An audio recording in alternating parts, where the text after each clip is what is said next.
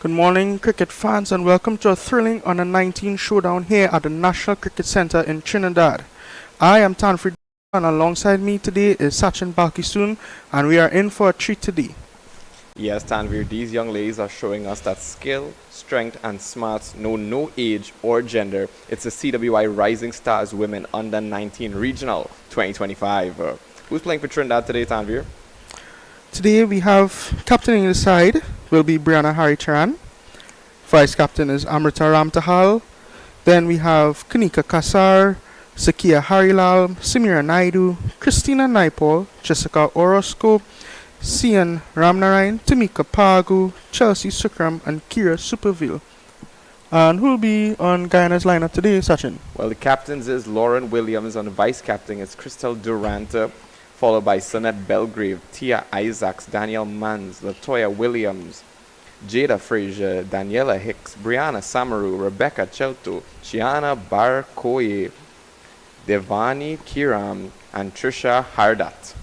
Nice. And just an update on the toss. Guyana has won the toss and opted to bat first, sending in Trinidad and Tobago to field.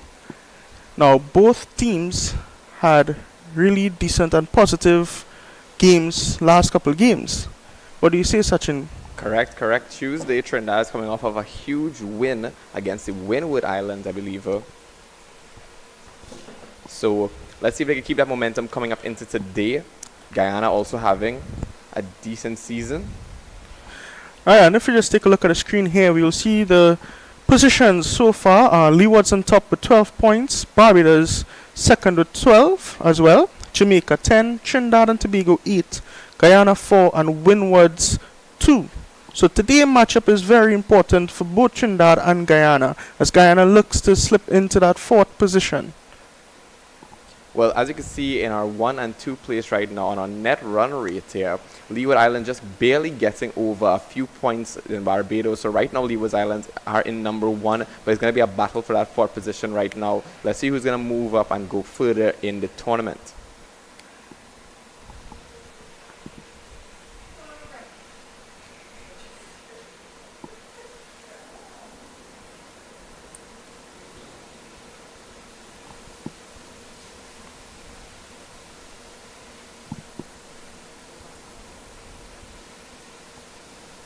Looks like Guyana is setting out Frazier and Durant as our third partnership on the batting.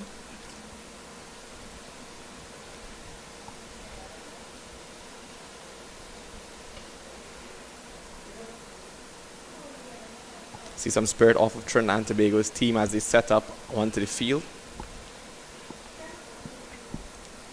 Trinidad is carrying that energetic win against Windwards from Tuesday, bowling them down for 63 runs in just 18.2 overs, with Amrita Ramtahal making her 5-wicket haul.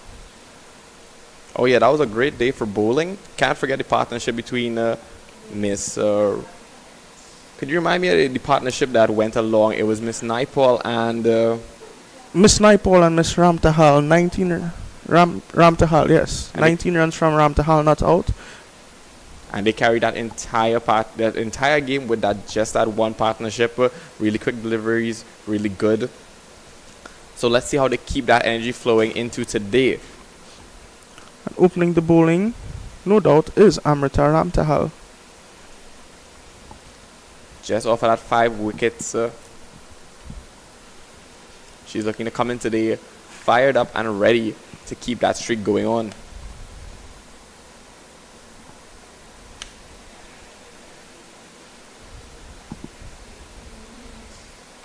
But will it be Guyana today showing us what momentum and energy really looks like? Certainly, Tanvir, this is an exciting matchup. Certainly is.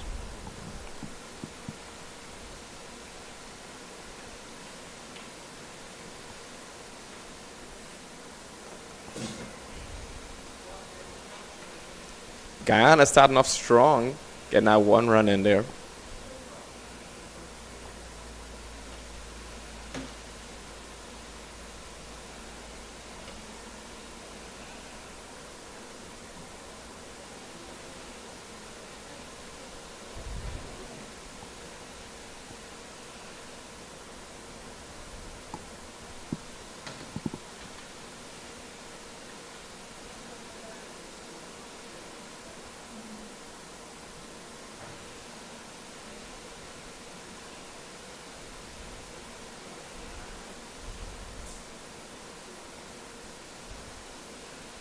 Very good delivery there from Ms. Amrita Ramtahal. Both teams have shown determination throughout the tournament, but only one team will prevail today. Guyana will be eager to set a competitive total, where Trinidad bowlers, on the other hand, will want to apply pressure from ball one.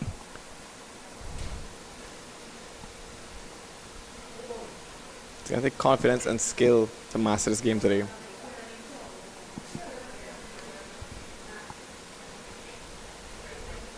We see Ramtahal just feeling out that pitch, seeing what it does. We see the same from Jada and Crystal.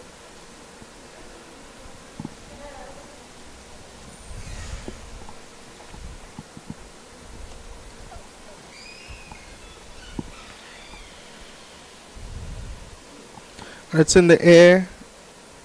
Just misses the catch. Amrita Ramtahal creating opportunities very early, carrying on from last game.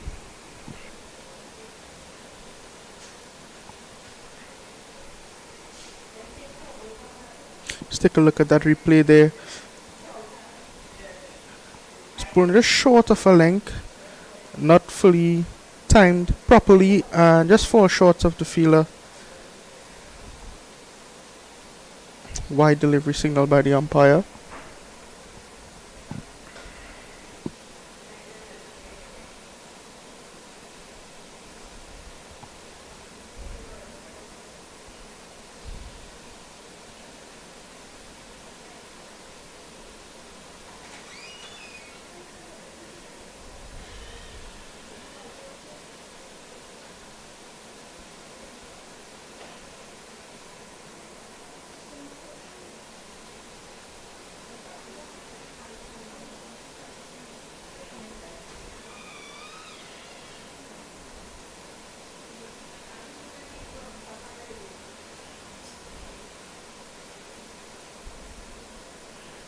Goes straight to the field. A very interesting field placement here. The captain trying to cut off those cheeky singles.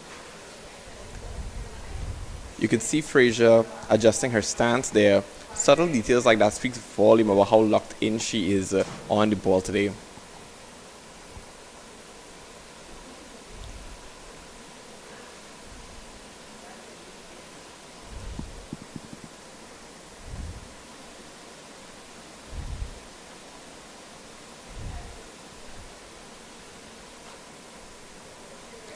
Taking up the bowling from the other end, no doubt, is Zakira Harilal, also securing 3 wickets against Windies.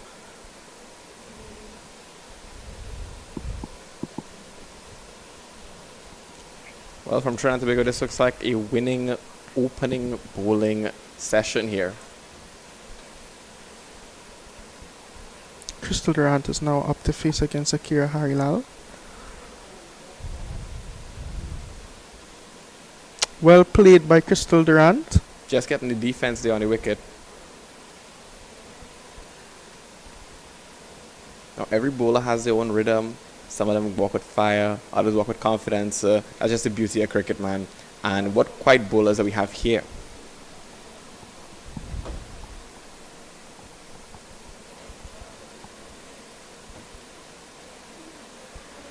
A loud appeal. Will the arms give it?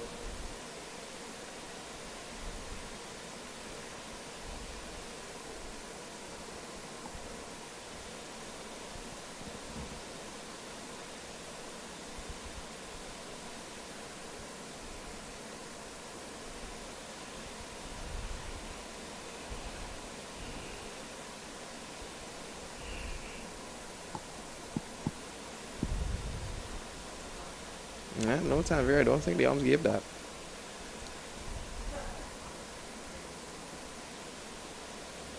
Oh yeah, as you can see, she just missed it there. Another loud appeal here.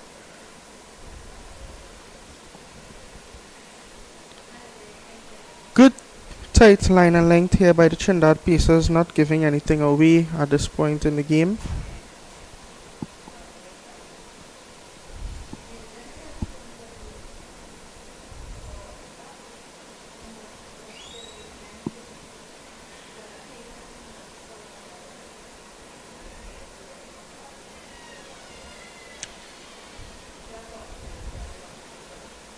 There we have a no ball signal by the umpire, and it is a free hit.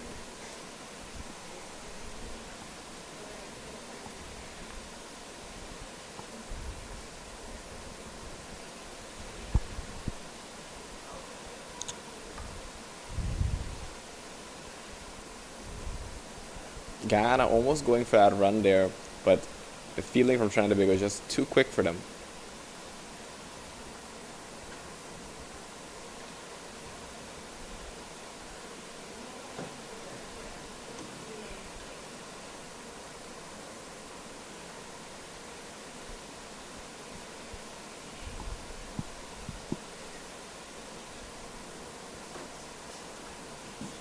That's the end of the second over. 3 runs without a loss. A projected score of 53.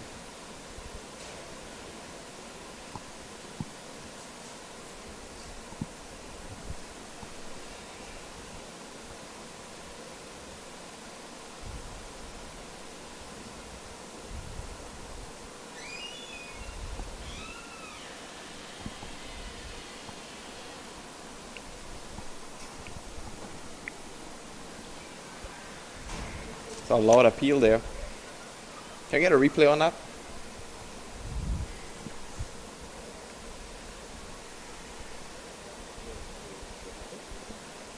And that's the replay there. Let's have a look. Amrita Ramtahal. And it's direct into Slip's hand there. Kasa just doing the security, just securing the ball, securing the wicket. Expert timing by Kasa. Sends Frazier back into the seats. And Amrita Ramtahal has the first breakthrough they were looking for. Coming up from Guyana now, it's Guyana Barkoye.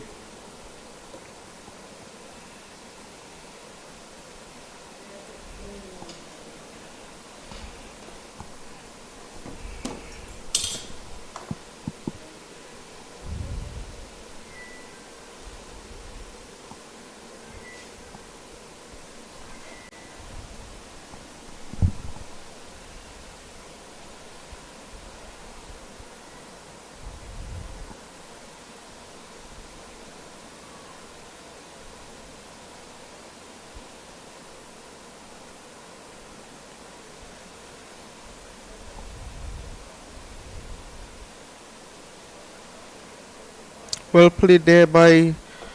That almost got to the boundary there, Tanvir. Yes, but well played by Guyana. Quick running in between the wickets as well. Getting 2 runs in there.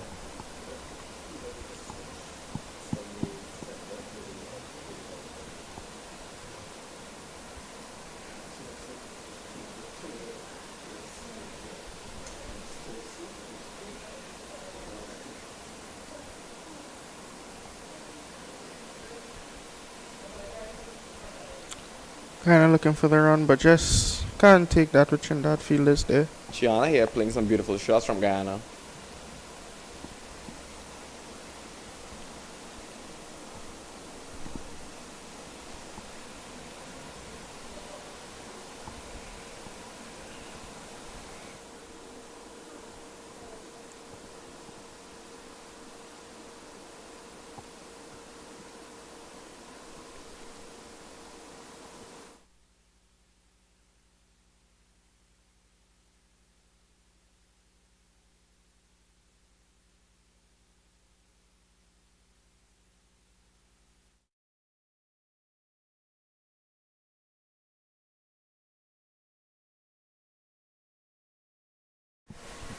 A loud appeal by Amrita Ramtahal here, and it is given by the umpire.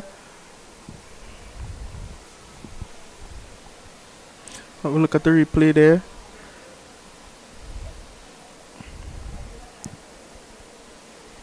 Guyana just touches the ball there. And secured safely by wicketkeeper Pagu. And again, Amrita Ramtahal with 2 wickets in this over. Ramtahal on fire once again here, back to back. Guyana now sending out the captain, Miss Lauren Williams.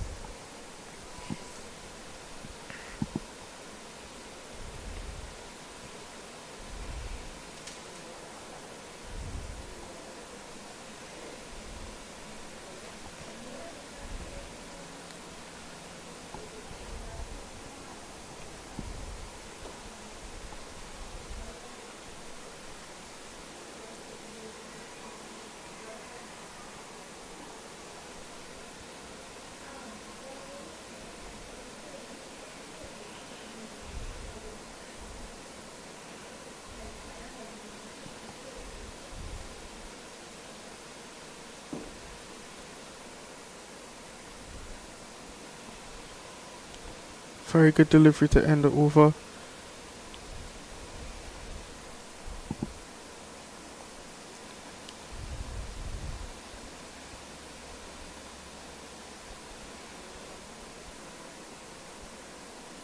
Five with two losses onto the third over here. A lot of cricket still to play. A lot of things still to happen.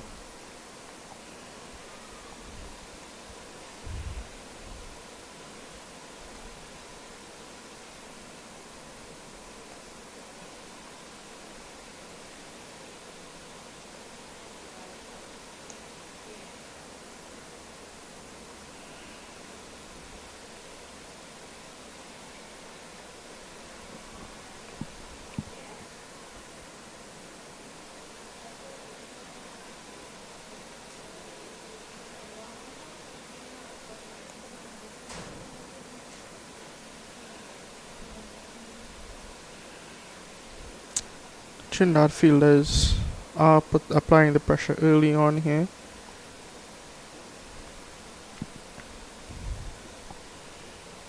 Zakia Harilal also doing her part, limiting the runs. Oh, that's just pulled away there. Will it reach all the way for 4? Will it get to that boundary in time? No, just picked up there by the fielding. Really good feeling on the boundary there. Guyana playing some beautiful shots from Miss Crystal Durant.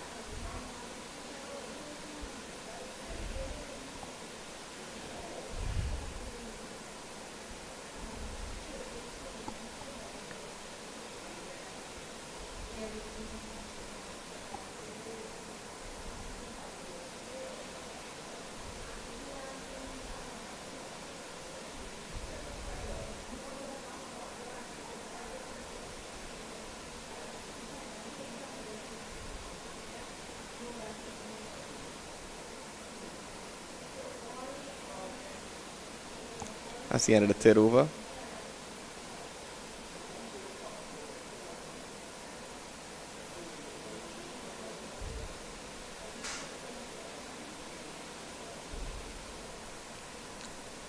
Eight runs, 2 losses.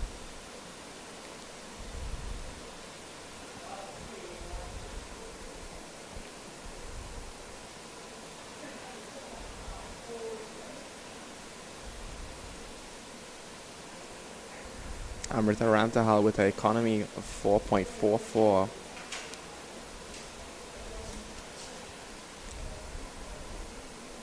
Didn't quite get into her pacing there. She's going to do it over.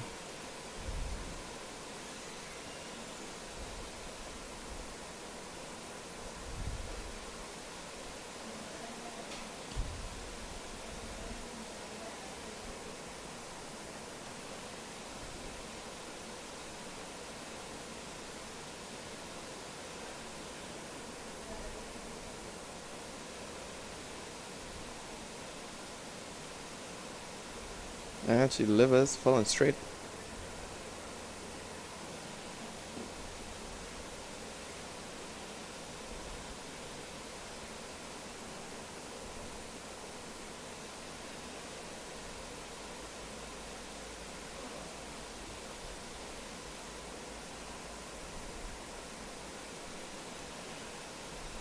Those balls being sent back by Durant right down the middle. Driving it crispy from Guyana here.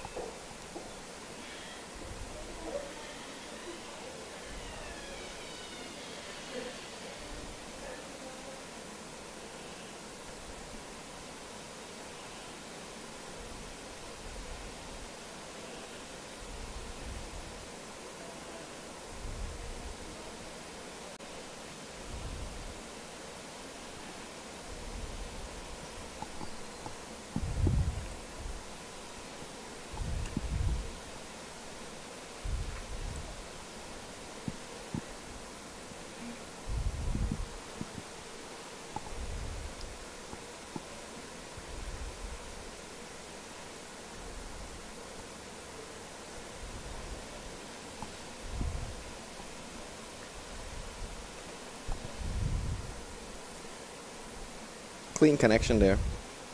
Good line and length here from Amrita Ramtahal, not giving the batter any room to free her arms. Doing good, applying the pressure in the beginning overs. And it's started at fifth over now. Ramtahal coming in once again.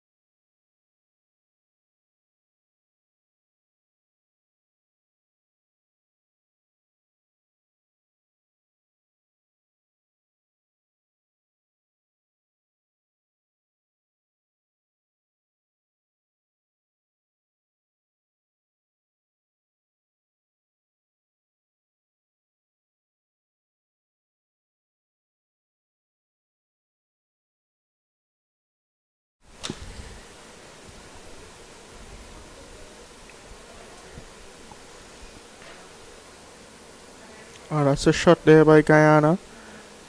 And will it reach the boundary? No, beautiful piece of fielding there from CN Ramnarayan again. Have a look at that replay. Zakia Harila just missing her length. Goes straight up into there. It nearly gets out by the fielding.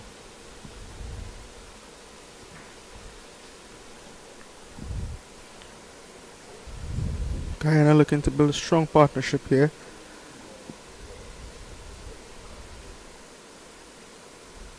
Williams sends it back down the line.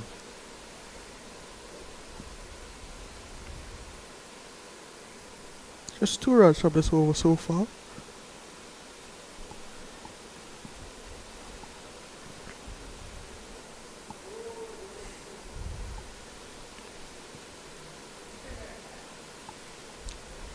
Get another beautiful shot there from Miss Williams.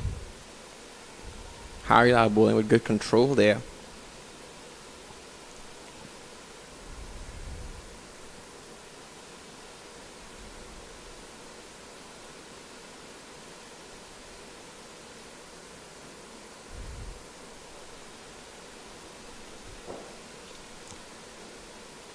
Real purposeful batting from Miss Williams. That's a smart play.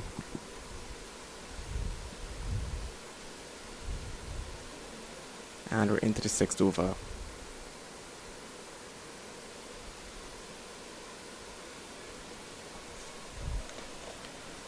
(11-2) on the 6th over there. Between Crystal Durant and Lauren Williams, doing pretty good as a partnership right now. They're playing it smart, strategic, methodical, because they know they're defending some serious expert bowling. So far we've seen from Miss Harilal and Miss Ramtahal. So I think Guyana is biding their time.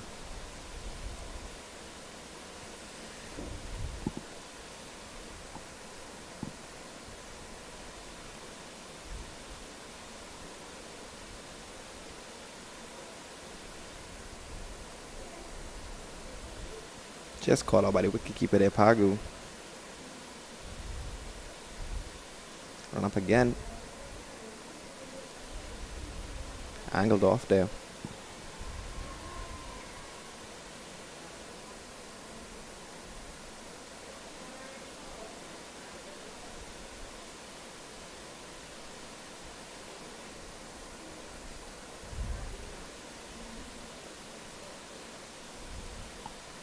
It's a beautiful shot, well placed by Miss Williams, and saved from the boundary by Zakia Harilal. Really good Have fielding a look there. at that replay there.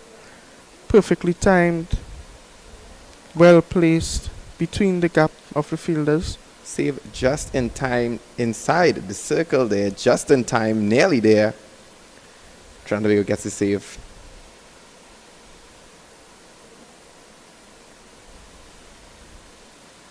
Not a beautiful shot there. Goes straight to the fielder. Just a quick single between the wickets by Guyana. William plays the same shot. Looks like the fielding was ready for that once again. They were right sharp on the ball. Good teamwork here from Trinidad and Tobago. As well as Guyana. Very good partnership and very good rotating of the strike. Correct is right.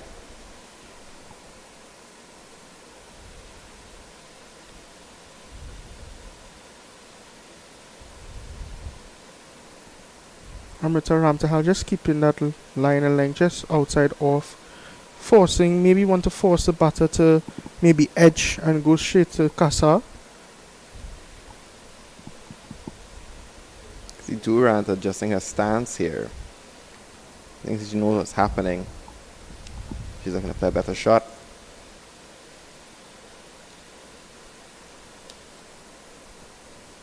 And that brings up the score to 14 for 2 in 7 overs.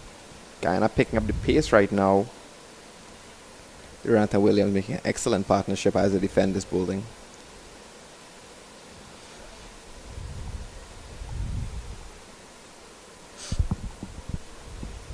And signaled by the umpire, that's the end of the power play.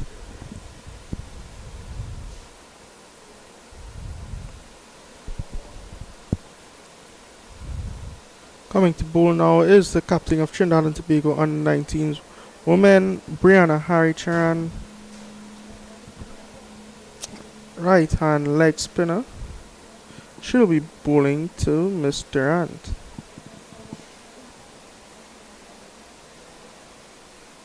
Nope, she'll be bowling to Miss Williams.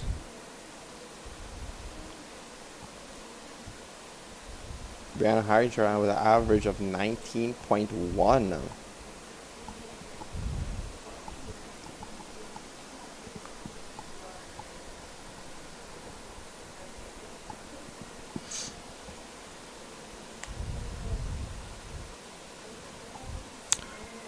Big swing there from Guyana. It could be an opportunity for a run out. Williams just slides it into the crease there, saves it for herself. No, that was Durant sliding it into the crease. Little miscommunication in between the wickets there, but good fielding from Trinidad and Tobago.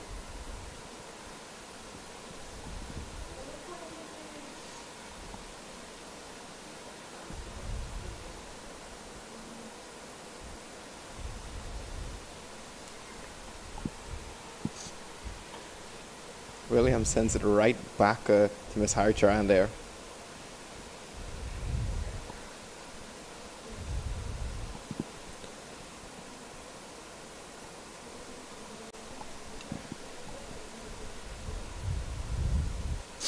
Oh, big turn by that one there. Picked up quickly. Guyana just escapes it. Kinda makes a quick single.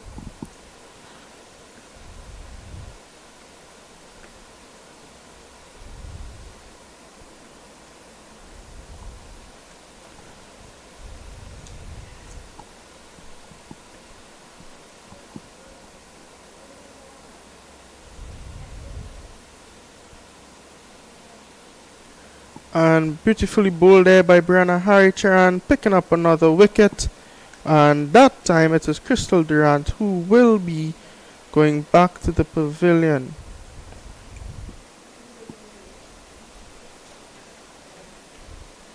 Now the score is 15 for 3 in 7.4 overs.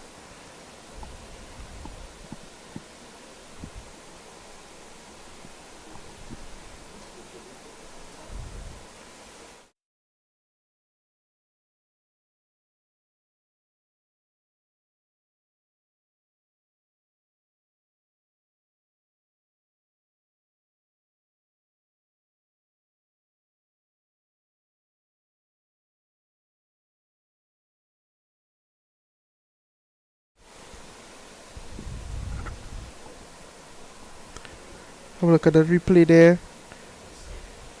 Ball just dips and turns, taking off the leg stump. Now taking the crease for Guyana will Tia be Isaacs. yes, Tia Isaacs.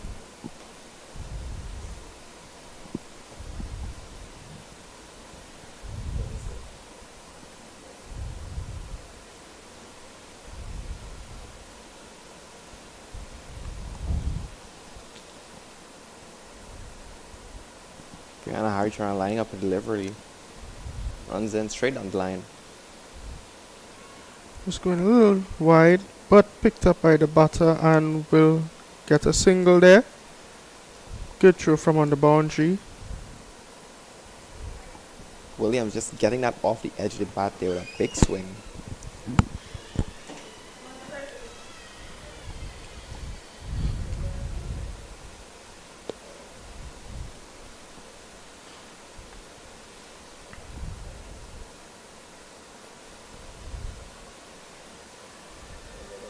And that's another wicket there by Brianna Harry-Charan. See that on the replay. Gonna replay there.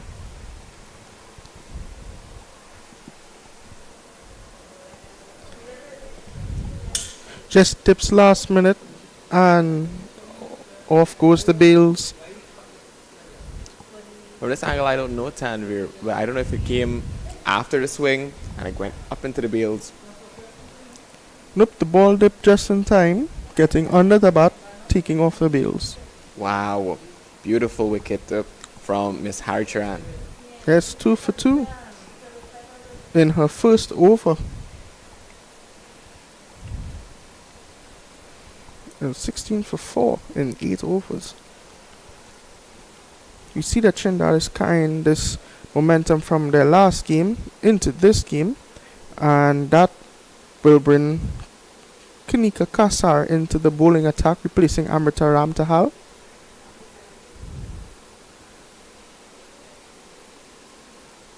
And coming into bat now will be Trinidad Belgrave.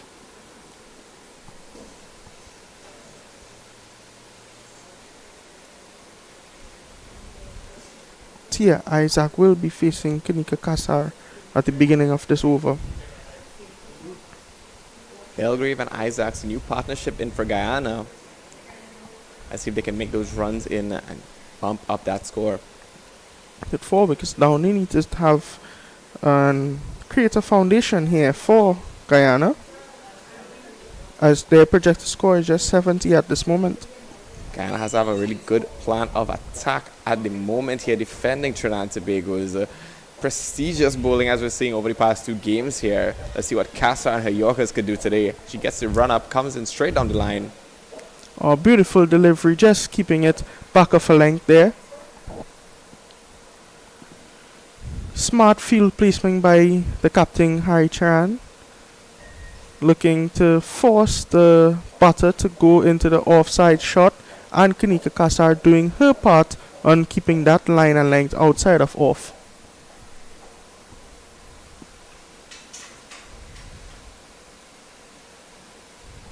Isaac sends back the delivery. Just angled off there. Isaac with a very good defense.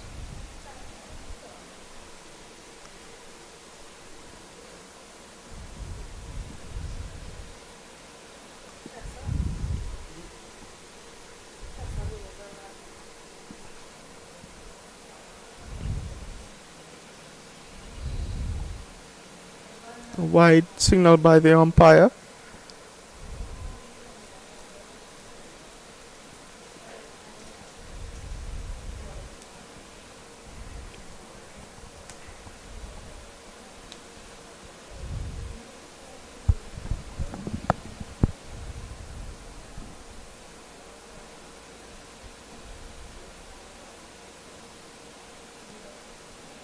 Just missing her run up there.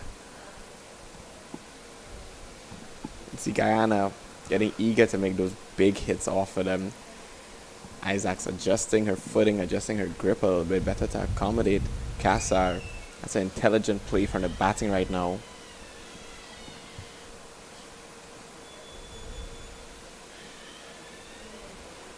Very good defense there from Miss Tia Isaacs.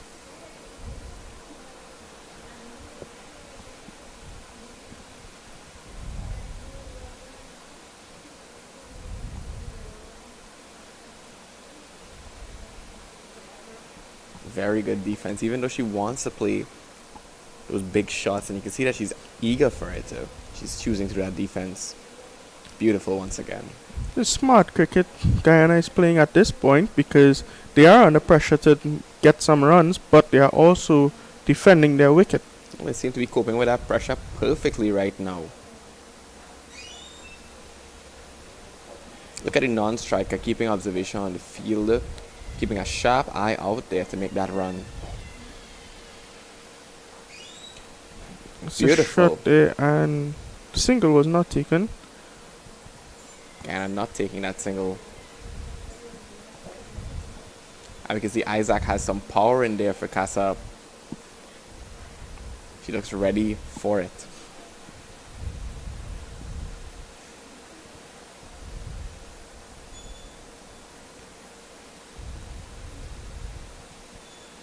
Oh, beautiful delivery there by Miss Kanika Kassar to end her over.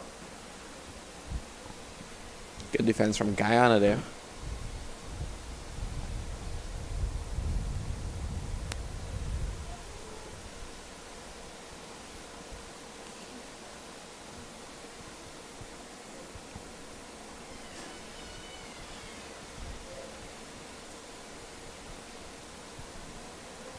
Brianna Harichan comes back into the bowling attack. Just making some changes to her field position. You can see right now the wind is kind of picking up here at NCC in Kuva. The sun is shining. A lot of cricket still to be played. We're just on the 9th over here with 17-4.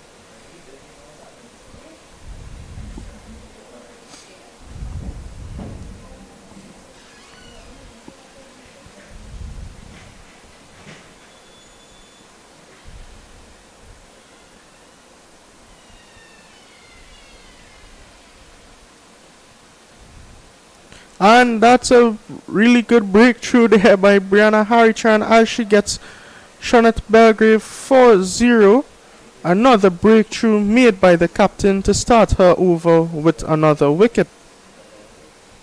Brilliant bowling here from Trinidad and Tobago. And that's Miss Shawnette Belgrave back into the seats there. Guyana sending out Miss Latoya Williams into the batting. Let's see this on a replay here. See a replay here. Oh, he misses that completely.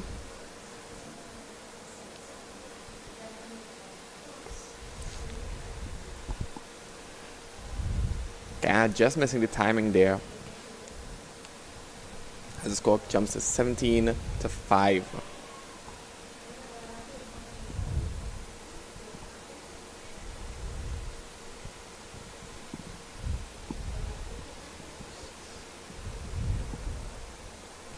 The partnerships of Williams and Isaacs. Latoya Williams this time. That brings up Brianna Harichan third wicket in this game in just 1.1 over. 5 more deliveries left for this over. As Latoya Williams take her guard, getting ready to face Brianna Harichan. Trinidad and Tobago captain just makes some field change there, trying to apply the pressure to the batter.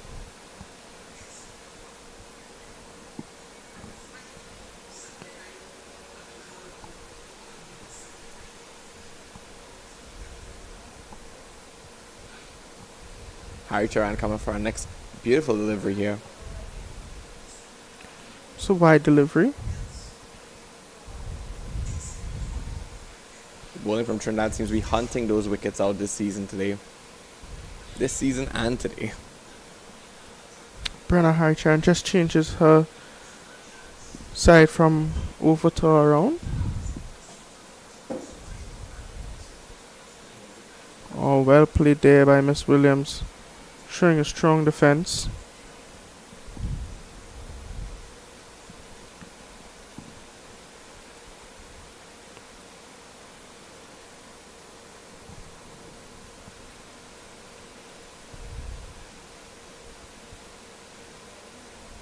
Flighted that one, and a really good delivery there, just mixing her piece with her bowling, flighting her deliveries, pushing through some, having the batter thinking what will her next delivery be. Seeing really good defense from Latoya Williams as she steps into the crease.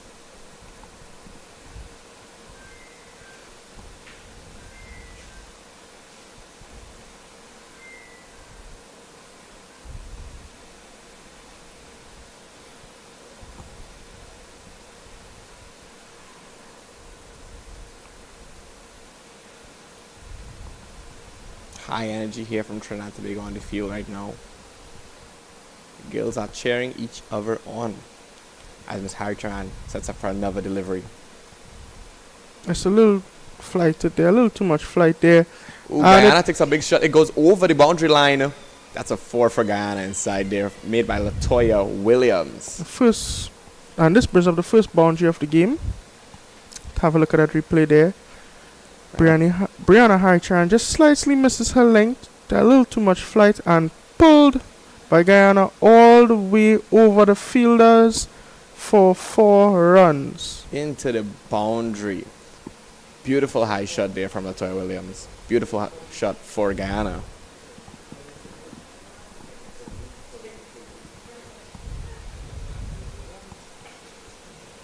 Oh, she tries to go again, but a wide given this time by the umpire. Looks like she felt that energy from that last shot there and she wants to replicate it over and over and over again. With bowling like this, you have to keep a kind of reserve. Keep your smart head on, keep your defense going. Because against Miss Harichan, it's pressure. Another beautiful shot by Latoya Williams that evades the fielding, almost gets to the outfield, almost gets to the boundary, however picked up by the fielding of Trinidad and Tobago. Guyana gets a nice single there.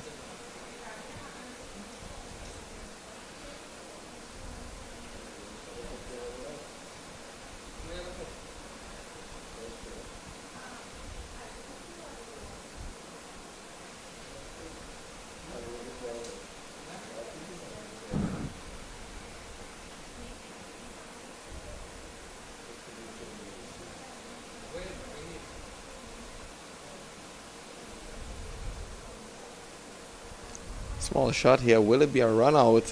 No, Guyana cancels the run. Oh, and also a direct hit by Casa. And that's the end of this over. 25 for 5 after 10.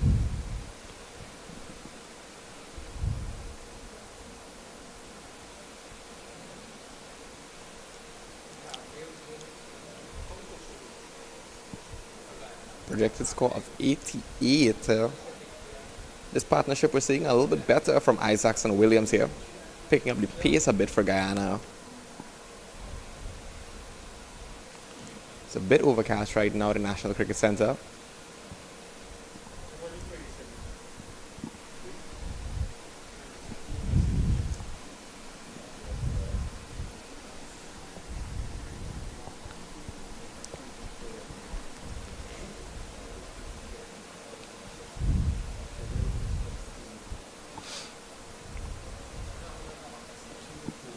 Toya Williams just taking her mark there.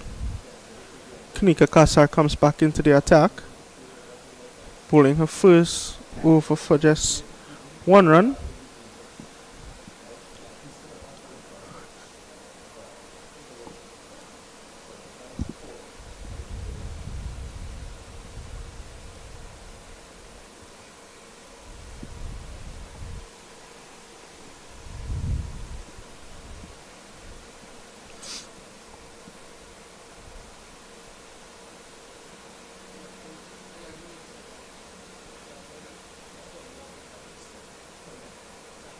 She just hammered that one down. Beautiful shot from Williams, picked up by the fielding. Guyana takes a run there.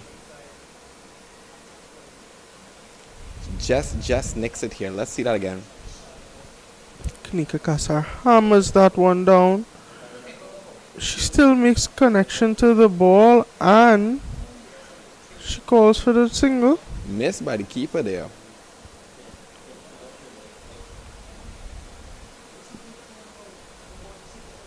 Guyana ready to put back on some pressure onto Trinidad and Tobago.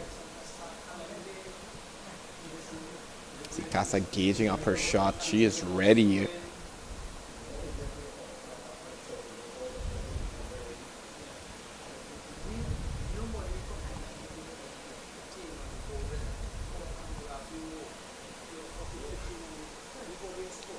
Compliment to Isaacs here. She's keeping her guard up, keeping her defense strong, guarding her wicket properly. Call it time here. This is smart cricket playing right now.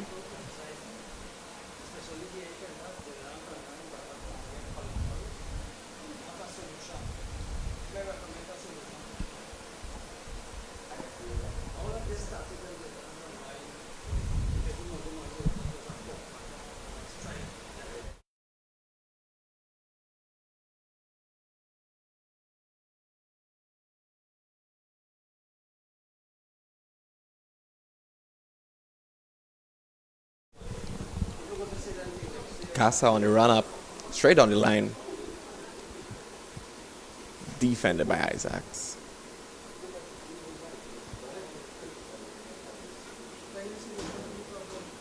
On the boundaries here, we have 1-4, no sixes. 5 wickets taken to 26 runs in for Guyana right now. A projected score of 85.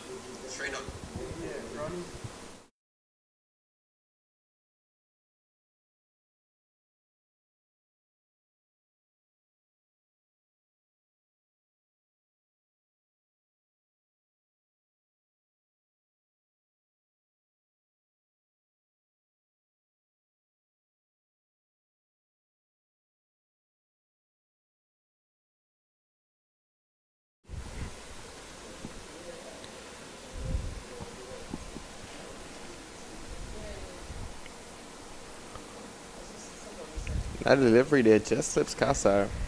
Guyana not even chancing that one. At the end of the 11th over.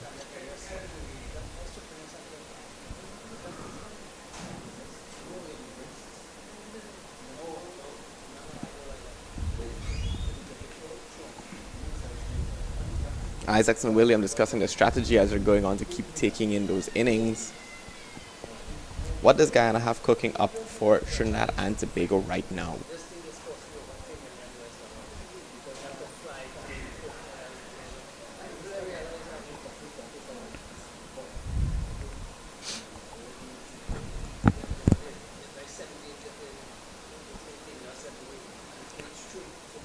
Brianna Harichan back into the attack. Pick about 3 wickets just for 10 runs in 2 overs. Let's see if she can have another breakthrough in this partnership. Beautifully played by Williams. Almost escapes there. Very good feeling by Casa. Not giving away the single. Casa right on the mark there with Harichan. And putting the pressure back onto Guyana.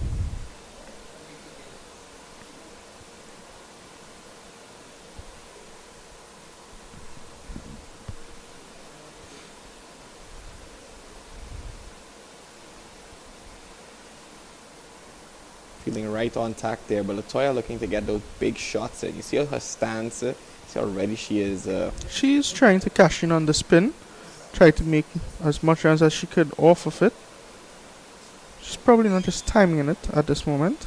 Guyana looking to up their score and get things moving.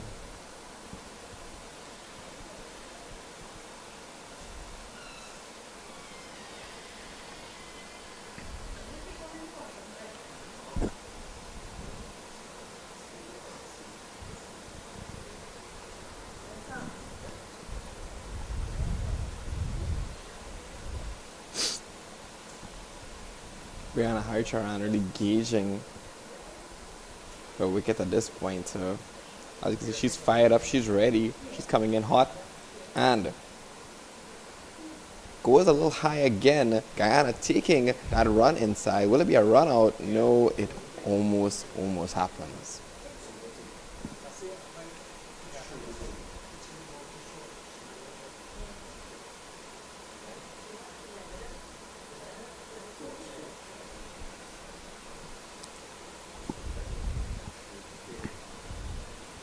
Just gonna have a look at that replay there. Just mistimes it. Top edge. Fielder was not in place. You have to pay attention to the alertness of Latoya Williams there. She's seeking out every slight error that's made by Harichan here.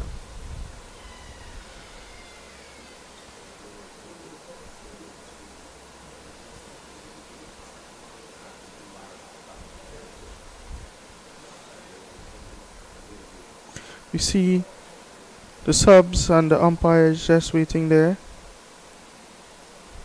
And that's the end of the over, and it might be a drinks break.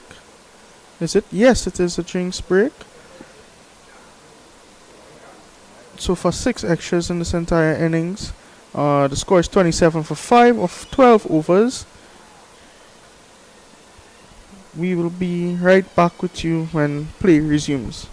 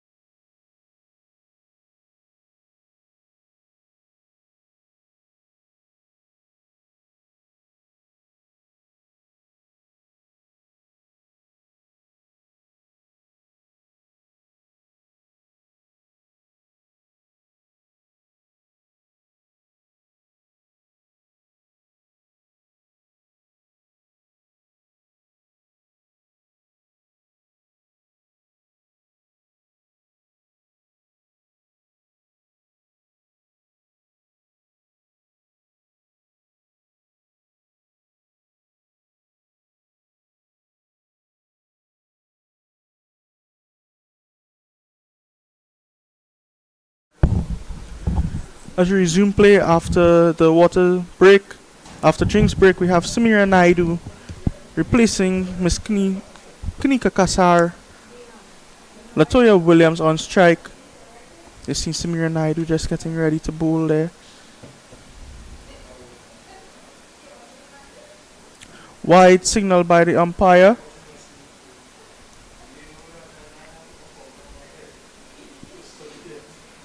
Samira Naidu just getting her footing inside as she's going into her first over for the game. Can she keep up that momentum that Trinidad and Tobago has been putting forward so far? It's really flighted there by Samira Naidu. And the run is taken in between the wickets. Very quick single there. Good running by Guyana. Lightning quick run from Guyana there. Really good call by Tia Isaacs. Just waiting for that ball to pass the wicketkeeper.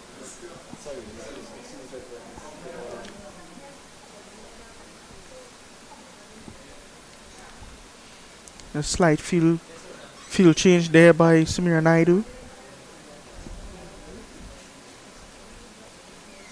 Not a flighted delivery. Pulled away there by Tia Isaacs. That makes a quick single. Nearly misses the boundary there. Beautiful from Isaacs. Guyana looking to put back on the pressure there. Whenever they're refreshed after a drinks break there, looking to plan a great scale of attack inside as they come in to the 12th over right now with Naidu.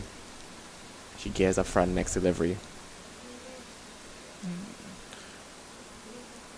Not a flighted delivery there by Naidu. It's Latoya Williams just not connecting how she would have liked to.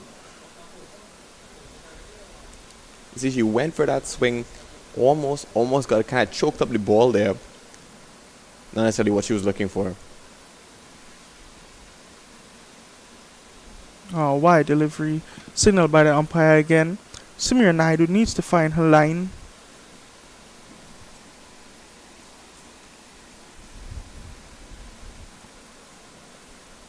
Match boundaries, 1-4 scored, no sixes. Samira Naidu need to find her rhythm. Another flighted delivery. Naidu flying high in this over. These flighted deliveries really have the batter wondering if to come forward or play or just stay and defend.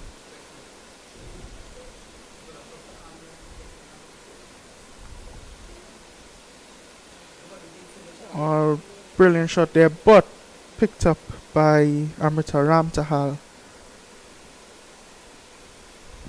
We're seeing really well coordinated fielding work from Trinidad and Tobago today. Oh, that's really flighted there, but she does not connect how she would have liked to connect to pull it over the field and maybe go for the boundary. That brings up the score to 31 for 5 after 13 overs. The current run rate here is 2.38. And we might just be seeing Miss Sian Ramnarayan bowling her first over in this tournament. Have a look there, just spectators sit down having a nice game of cricket. Yes, and Miss Ramnarayan is into the attack. Right arm, medium, fast. There's one thing you can say right now, all ladies on the pitch today are alert, alive, strong, and here to play cricket. We're seeing a really good determination from both sides right now.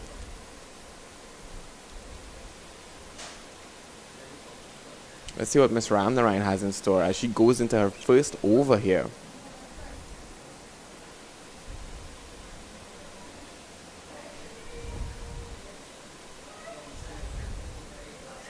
As she attacks against Miss Isaacs.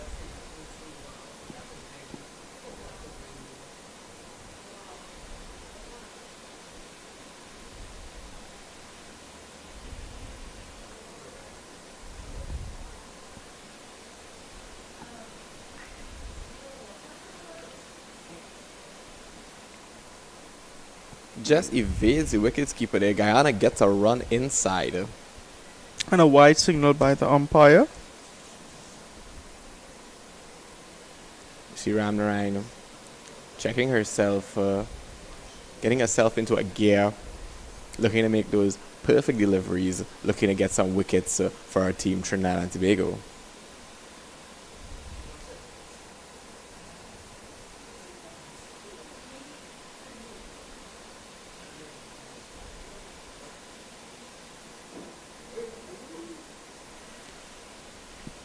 Ramnarine kind of flights the ball there, gives Guyana a run.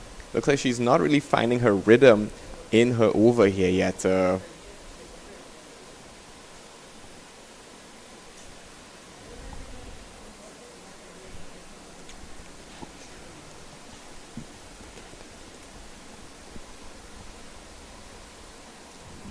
No ball signal by the umpire and a free hit is given.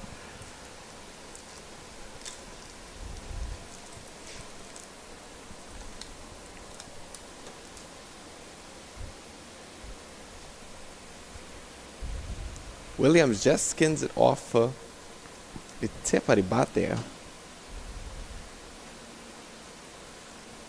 And this is a dangerous time in making errors right now because Guyana is alert and ready to be upping those runs, getting that on the board there. So Ramnarine has to really find her footing and get her deliveries to connect with that wicket. Very good delivery there by Miss Ramnarine.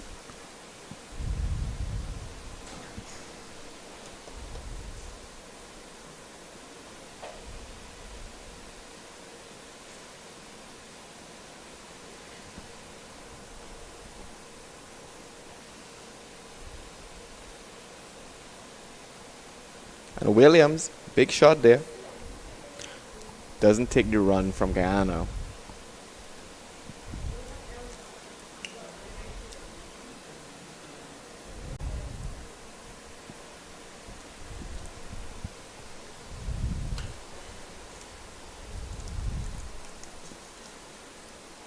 Oh, big shot and miss. Big swing and miss.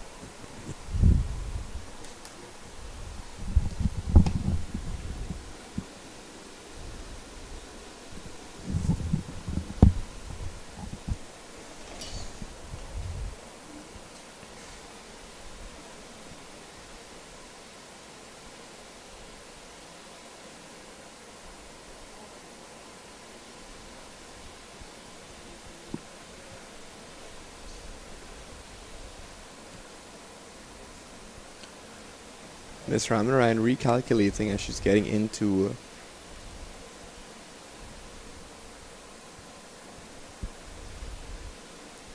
the last ball of the over. Another swing and miss there.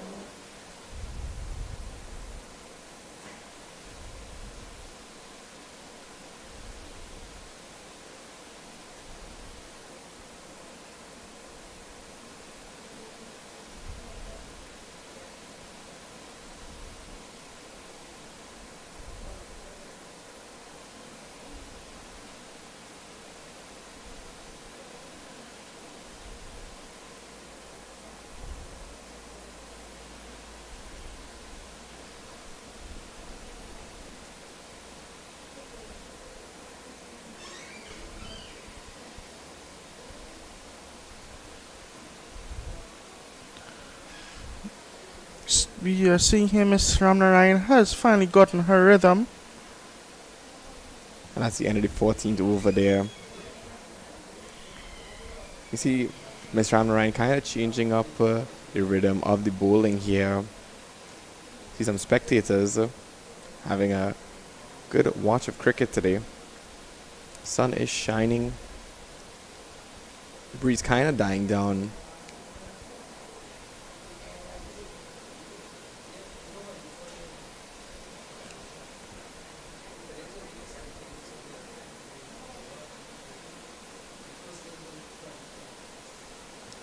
And Trinidad Tobago is going back to Samira Naidu as she takes the 14th over in this game.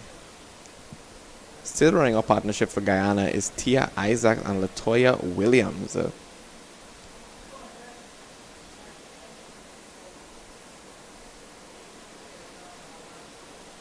Very good fielding there again by Mr. Ramnarine. Cutting the singles.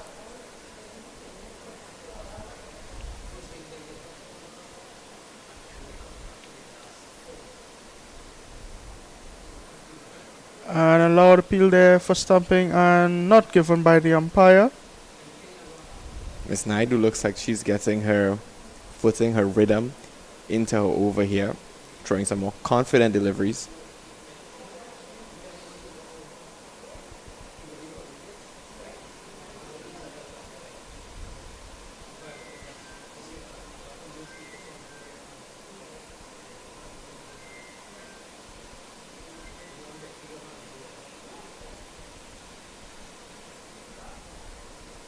A drop there, Guyana takes a run.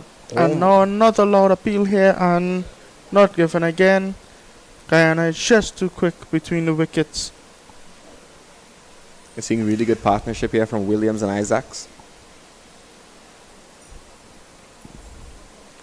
She kind of choked up that ball there, let it drift, and it took that run. Speedy.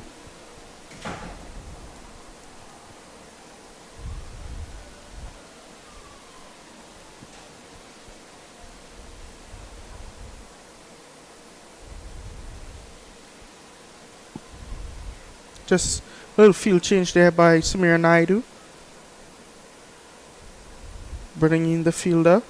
Trying to probably cut the singles. Well flighted delivery again.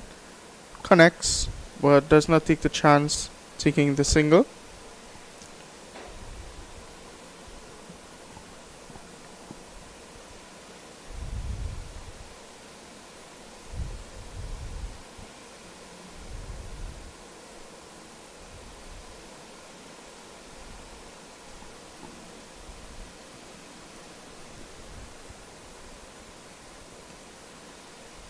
Current partnership is 22, which is really good. They are creating a foundation here. Ball just defended and lofted up in the air. Williams playing good defense as usual as we come to the 15th over.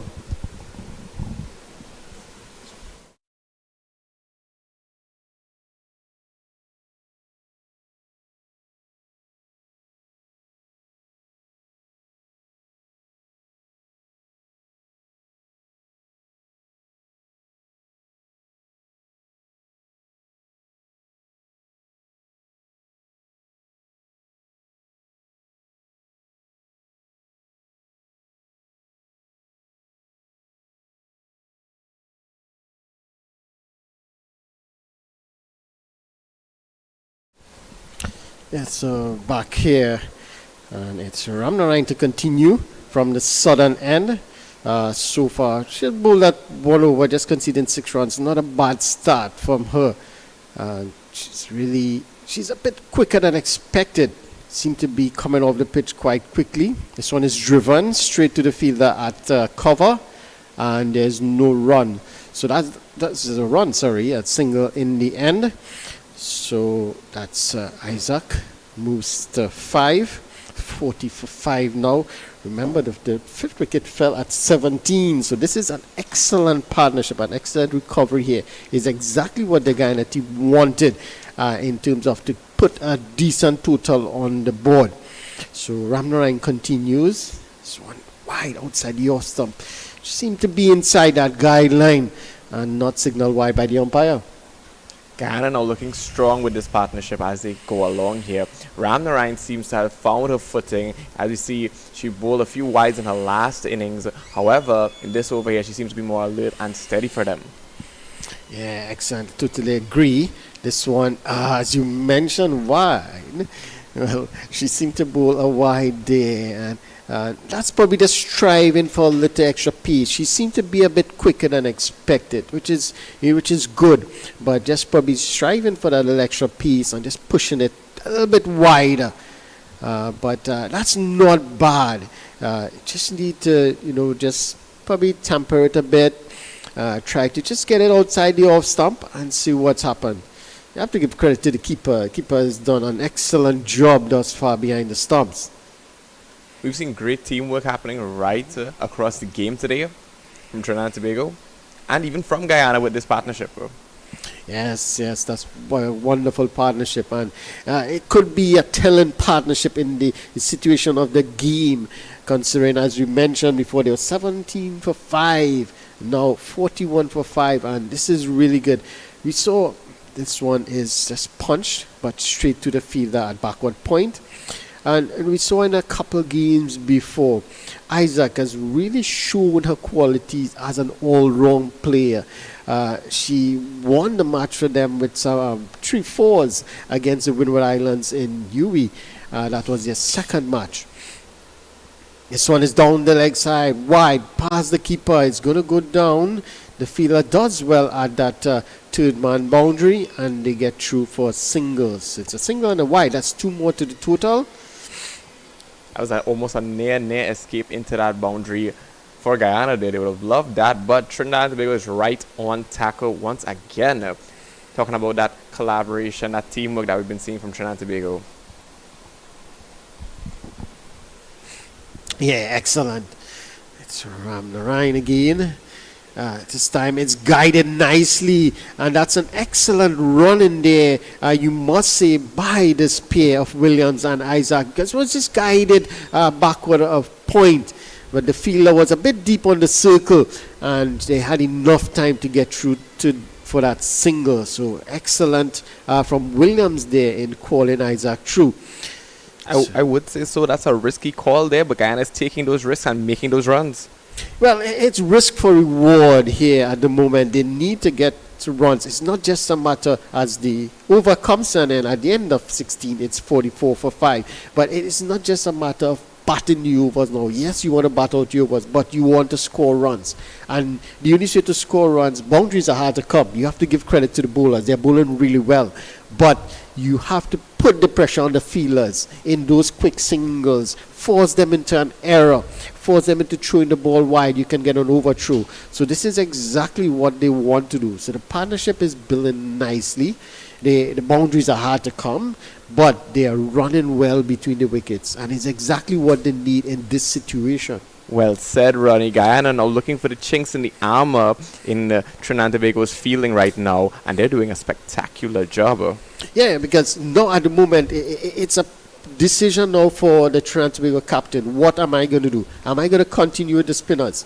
They are not getting wickets for me. And this one is short, pulled, but the fielder does well at that short mid-wicket, and they still get through for a single. So again, running between the wickets, they're putting the fielder under pressure. This is exactly what they want, and the partnership keeps growing here now. Again, you can see that one bounce a lot. Was a bit short, pulled the top edge really, but they get through for the single in the end. Naidu continues. Well, no, it's a dead ball. Wasn't too happy. Something wasn't right. Just pulled out in the end.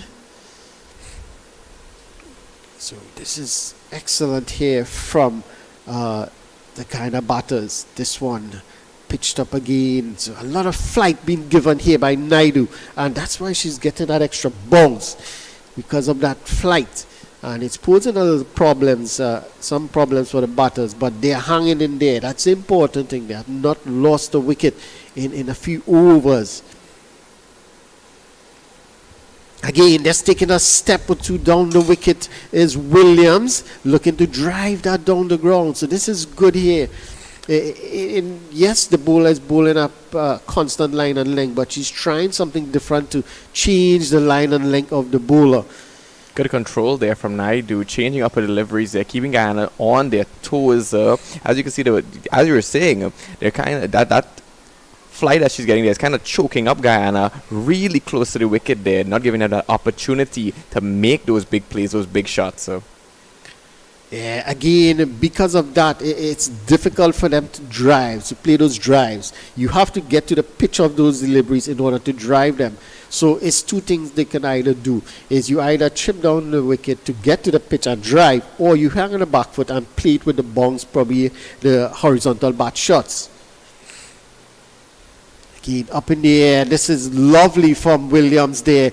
Just taking a few steps down the ground and meeting it on the full, driving it straight to the fielder at mid-on, and they get through for an easy swing in the end. But again, putting pressure on the fielder. It went straight to the fielder, but they still went for the run. So went for the run. This partnership here is taking 30 runs right now between Williams and Isaacs, doing pretty well for themselves in the name of Guyana here. Obviously, they're talking some strategy right now on the field. Let's see what they have coming up for the next innings. Well, this is good too, and you see the batters just having a little chat to them. Maybe they won't a bit of miscommunication there, but they eventually got through for the single. So they just having a little chat, get the what they need to do in terms of, okay, yes, we're going to run on wait, or what, getting their communication signals right, and so they'll know what to do further on. So this is excellent from the Guyana team here. They say the secret to any good partnership is great communication. Wonderful. This one down the leg side, looking to pull it onto the onside, but just getting a bit of bat onto it. Yes, no single from the umpire, so some bat onto it over the keeper's head, and they get through for a single. So another single. So I make it, that's about 4 singles in the over. Correct, which is an excellent over in the context of the game when you look at it. Shoots up the projected score all the way up to 99. Williams and Isaacs right now really representing a good face for Guyana in this matchup. Yeah, and Williams is 8 from 32. That is fine, because the situation of the game warranted the two of them to just bat as long as possible. And now that they are in, they can afford to now probably chance their hands a bit, probably play a little more aggressive, look to be aggressive with running between the wickets as we saw early on. So this is excellent from the pair. And we know Isaac could be aggressive, as we saw in the previous games where she hit a number of boundaries. But as we said, the situation of the game, this is perfect for Guyana. So it's going to be Harry Lal to take up the attack from the southern end. So change in bowling. So as we mentioned before, the spinners weren't really getting the wickets. So immediately the captain brought in one of her pace bowlers, Major. She opened the bowling from the southern end. So it's about trying to break this partnership now, and this is good to see from the captain, being proactive. Down the leg side, wide signal from the umpire. And with Harry Lal here, Guyana's getting a whole different rhythm as they've been getting over the last few overs now. Harry Lal taking wickets after wickets after wickets in the past few matchups here. She's taken 3 wickets in this game here. Yeah. Well, she hasn't taken a wicket yet. She's bowled 3 overs. But as you rightly said, Sachin. I meant last game, oh my. Yeah, as you rightly said, a bit of miscommunication there. And Guyana takes advantage of it, takes that run. Well, good throw in the end from the fielder. Direct hit. But the batters were safely in. And it was getting to the point you made, Sachin, in terms of the change. So the batter seemed to be was getting familiar with the 2 spinners. So this is good now. A change in bowling, a pacer on, a different, sort of situation now for the batters. It's not going to be a spinner just lobbing the ball anymore. It's going to be a pacer now. Probably get some movement with the wind. Probably a bit different in line and length. So it's not a bit of different challenge now for the batters. So this is good here now from the Trinidad Tobago point of view. So you can see now the battle, how it ensues. One makes a change, the other one adapts accordingly. And this is good from Williams here, showing good resolve in terms of just not looking to give her hand away. There's a lot of overs to come still. Guyana signed their ground, making it their mission to keep some scores on the board right now. As you've been saying, Ronnie, this is some pretty smart captaining from Miss Haricharan. Do you think that she'll be keeping up the pace going forward, or you think that she'll just keep mixing it up as the overs go along? Well, the thing is, you want to break the partnership. So yes, I think she will be mixing it up a bit. Change the bowlers, try to break this partnership at the moment. That's what they need to do, break this partnership, because it's going along really well. It's 30 odd at the moment, and it's exactly what Guyana wants. So Trinidad Tobago now, they need to break this partnership. So we saw it with a change and bring back Harry Lal. This one is in the air. Opportunity. And just evades the fielder. And they get through for a single. So a chance created there. And that's Isaac curbing her, trying to curb her intensity a bit. But this time going for that shot. The shot was on, as we see in the replay there. The shot was on, but getting the outer half of the bat. And the fielder did well, but just evading her. And good opportunity created. So we see the change in bowler and an opportunity immediately created. A change in bowl, a change in pace of the entire game here. When you're defending against Harry Lala, you need to be on your marks there. And if Guyana is on their marks, playing beautiful shots back to back there. Yeah, this is good. Good cricket here. That's what you want to see, both with bat and ball. Excellent from these ladies. This time she's well forward, pushing it back straight to the bowler. So this is an excellent over here from Harry Lal. She finishes up 4 overs, none for 11.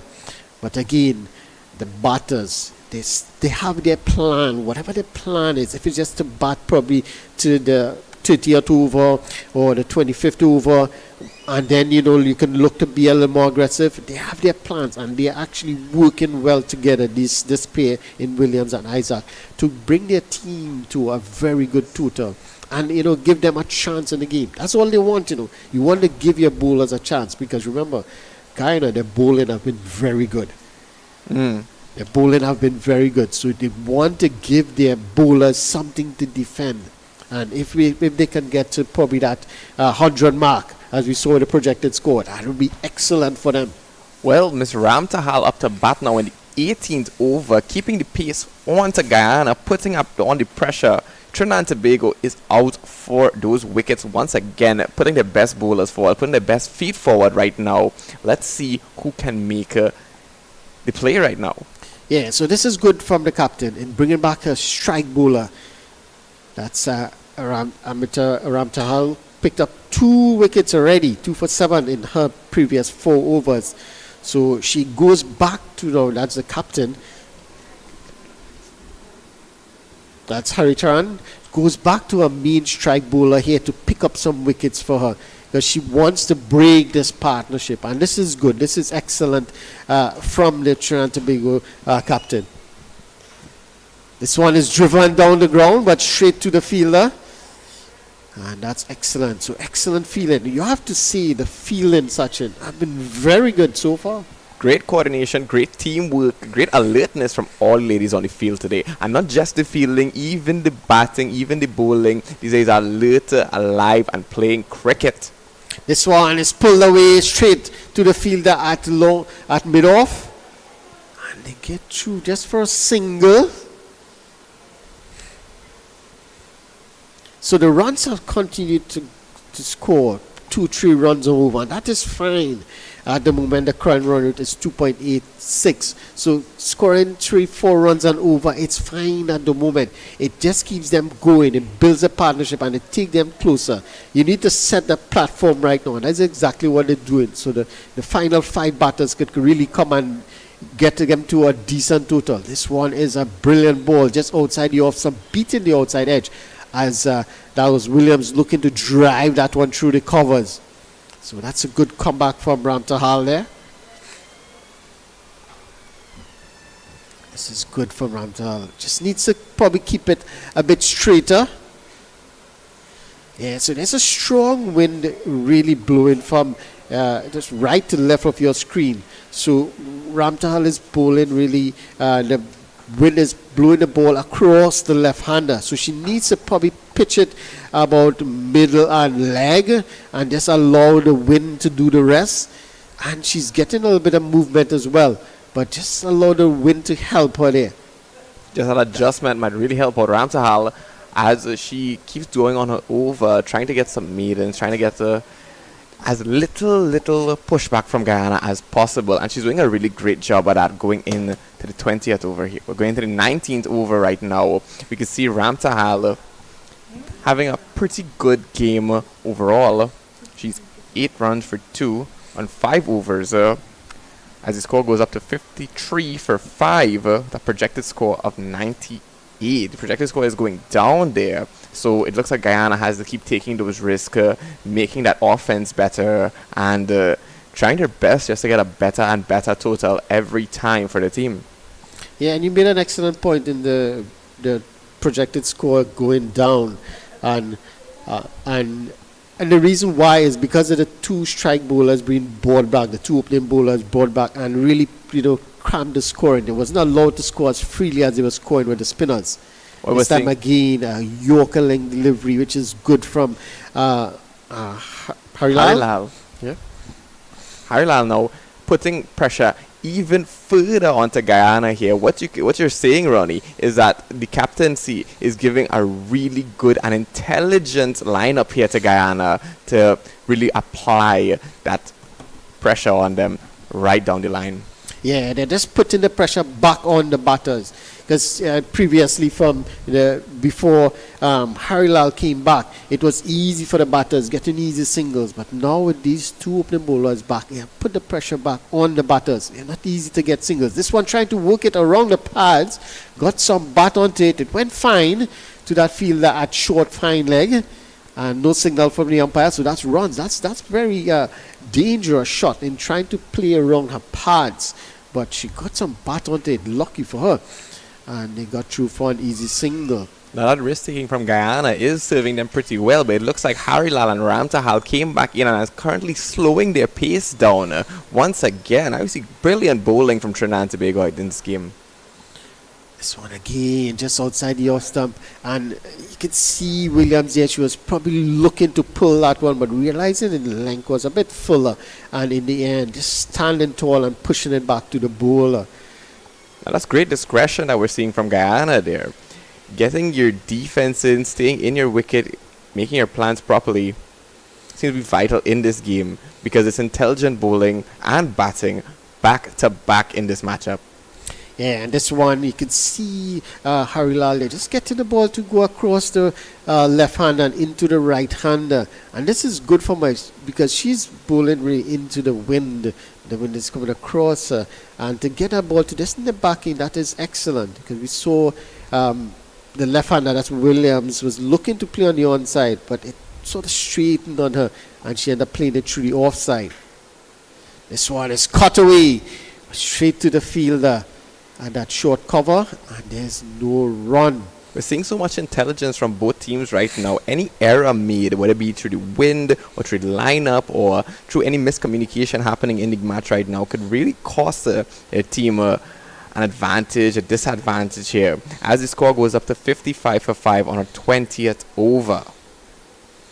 So this is a critical time here after 20 overs, and the decision now has to be for the Guyana batters.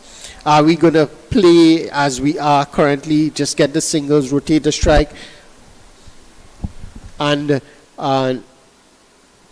then probably at 25 overs look to chance our arms a bit? So this is a decision has to be made here now. It's a critical time in the match. But this pair have been batting really well thus far, and they would want to continue. This one is short outside the off-stump, looking to cut was Williams, but not making proper contact. So this is exactly what is required here by the kind of batting lineup, and the coach and the manager will be happy with this recovery. This is a good delivery again. Rantal is bowling really well. She's attacking the stumps, which is what you want. As we mentioned before in a previous over, she's getting some assistance from the wind, but she has to bowl it a bit straighter to take full advantage of that the assistance from the wind. Short, pulled away, but straight to the fielder at mid-wicket. And Williams would be really disappointed with that shot. It was there to be hit, and all she had to do was just beat that one fielder at mid-wicket, and she would have picked up 4 runs. But in the end, straight to the fielder. This is good here. Good from the Trinidad and Tobago outfit. just pulling things back, tightening things up here, making it difficult for the batters.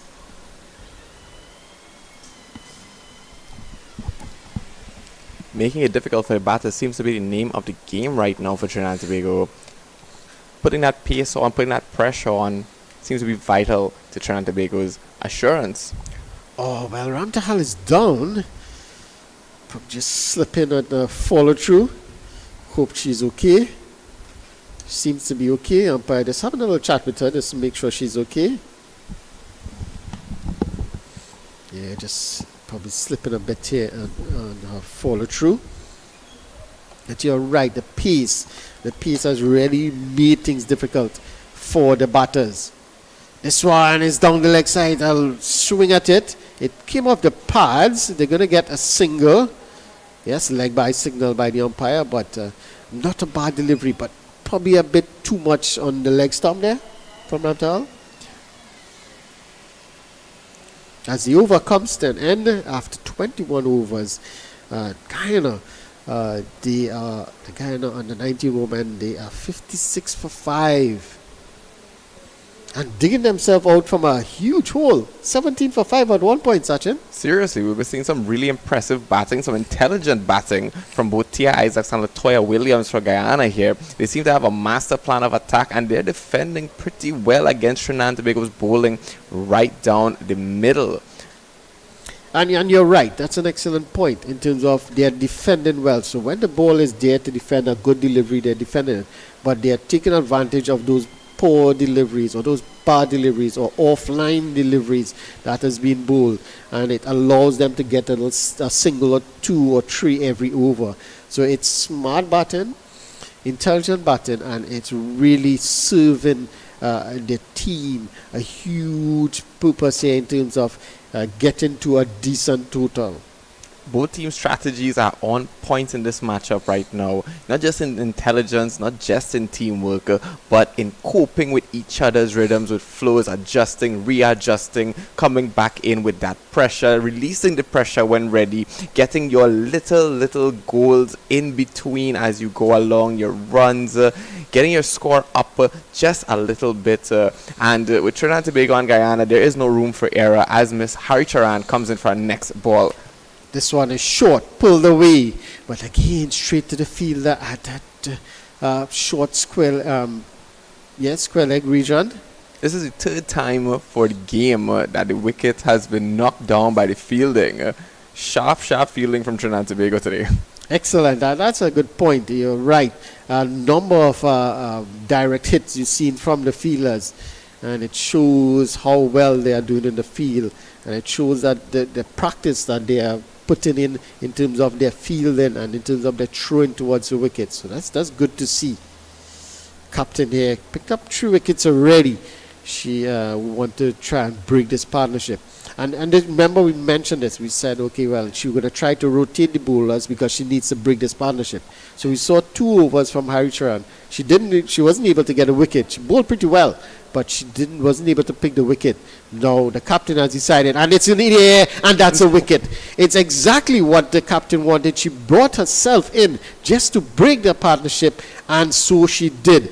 And that's the end of Isaac. Isaac looking to be aggressive, looking for that sweep shot, and getting a top edge. It went straight to the fielder at that short mid-wicket, and that's the end of Isaac. So the breakthrough has finally come. Guyana now are 57 for 6. Breaking that partnership, just as you called, Ronnie. Brilliant. I see it here on the replay right now. Again, just pitching it on the leg stump. The sweep shot was on, but it wasn't in proper position, and it got a top edge. But we're lucky for the bowler, it went straight to the fielder. Casa takes it right on tack there. Who's coming out to bat right now? Brianna Samaru for Guyana right now. Let's see how this new partnership fares against the Trinidad and Tobago bowling. Yeah, and in terms of for the Guyana point of view, it is not what they wanted. They wanted this partnership to go a bit deeper. And no, Isaac could be aggressive when she wants, right? But she wanted her to just bide her time a bit, probably till about the 25th over, and then she could be a bit more aggressive, look for boundaries. And so it's a tiny breakthrough here for Trinidad and Tobago under 19 women in terms of breaking that partnership, because we saw in a couple of overs before, Isaac was trying to be a bit more aggressive, trying to get going a bit more. So it's a good breakthrough, but now a lot more work to do for the Guyana women in terms of just building a little partnership again. They can give themselves an over or two to build another partnership and then look to launch. But as you said before, it's how the game is going. One reacting to the other, and the other one counteracting, and it's so it goes. And that gives a nice theatre for excellent cricket. This is an opportunity here, and a direct hit would have seen her gone, honestly. But this time, when they needed the direct hit, they didn't get it. almost Trinidad and Tobago gets away with another out in the over. Sorry there, from Brianna Haricharan. Guyana now looking to see, recalibrating. Do we keep taking those risks? Do we keep making those really quick runs off of the shots? What is their plan of attack right now? What do you do when your team is in this position, Ronnie? Yeah, well, they need to look to rotate the strike, and this time it's an appeal for LBW. Not given. Look to be a bit high. So we'll just have a look at the replay if we get it. But I think in this situation, they need to give themselves a couple of overs. Just look to get herself in. The new batter in Samaru. Just look to get herself in. Williams is there. She's set on 11 from 49 deliveries. But try to get those singles, build a partnership, and take it to probably 25th over where they could then be a bit more aggressive. But Samaru in particular need to give herself some time. You don't want to try too much and get out. Already 6 wickets down. Yes, you still have 4 wickets in the shed, but you don't want to give away too much wickets and get bowled out before your 35 overs. It's a good delivery again, and an opportunity for a run out. Not taken. Guyana is way too fast for them right now on those run out shots. Really good defense once again. So you're saying, right, that it's better to keep a good defense, pace yourself into it as you touch into the creases? Yeah, definitely. And again, you mentioned it, running between the wickets. So they're putting pressure on the field, and because of that, they are not hitting the wicket as they are accustomed to. They were under no pressure, and they were throwing the ball to the wicket and hitting it. Now, because of the pressure that has been put on them by the batters, and this one is hit nicely over that mid-wicket fielder, and they're going to get another single. So this is good from Williams here. And just looking to rotate the strike a bit more and take the majority of the strike, because she got the single in the last delivery of the over. So she will retain the strike. So that is good from good thinking from Williams. And Guyana women, they are 60 for 6. Starting off with 22nd over here, we have Brianna Haricharan coming in once again.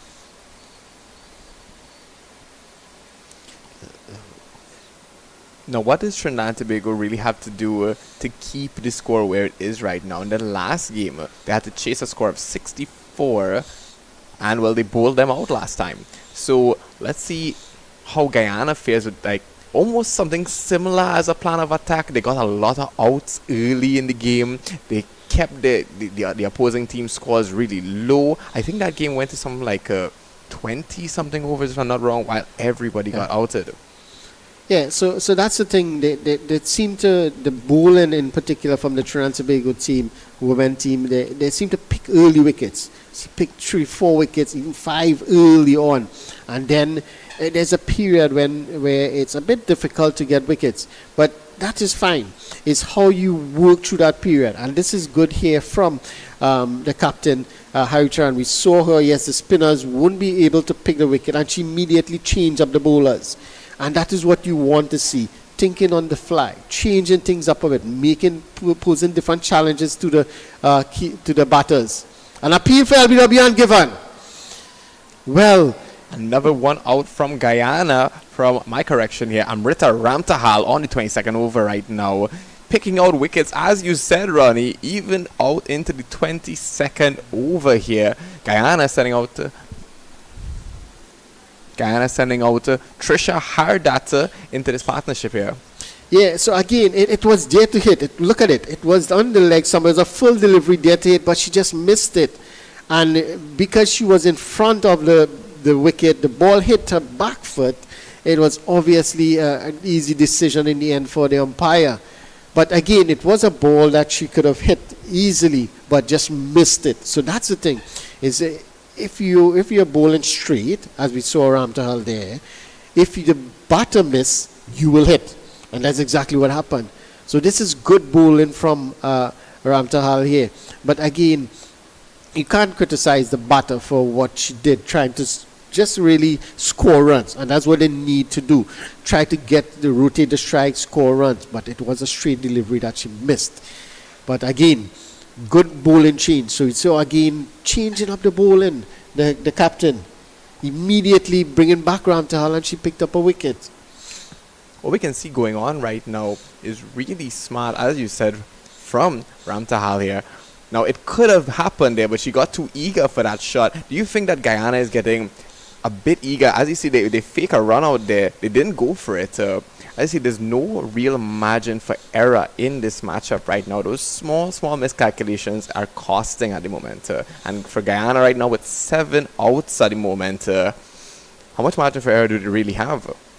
Yeah, there's 3 more wickets in hand, and they don't want to get bowled out. So maybe it is something that they need to look at. But it's all about building a partnership. This time in the air, just short of the fielder, and it just bounced away from the fielder, and they get through for that single. So you can see again a bit of intent here from the batter. And it is not bad in terms of trying to score runs quickly, but you have to be... you have to play the ball on the merit. If it's there to hit, you look to hit it. So shot selection is very important in trying to be aggressive. But they just need to support Latoya Williams here. She's on 12. And she's batting really well. They just need someone to support her, give her the strike, and let her continue to score the runs. Oh, that's an excellent delivery. Excellent comeback there. A bit shorter. And they're spinning away from the right-hander. The left-hander, sorry. Straight into the hands of the keeper here. Guyana getting really ambitious with their playing. And they're defending against Mr. Ramtahal, who's been known to pick out wickets back-to-back. This time it's cut away. Just no run.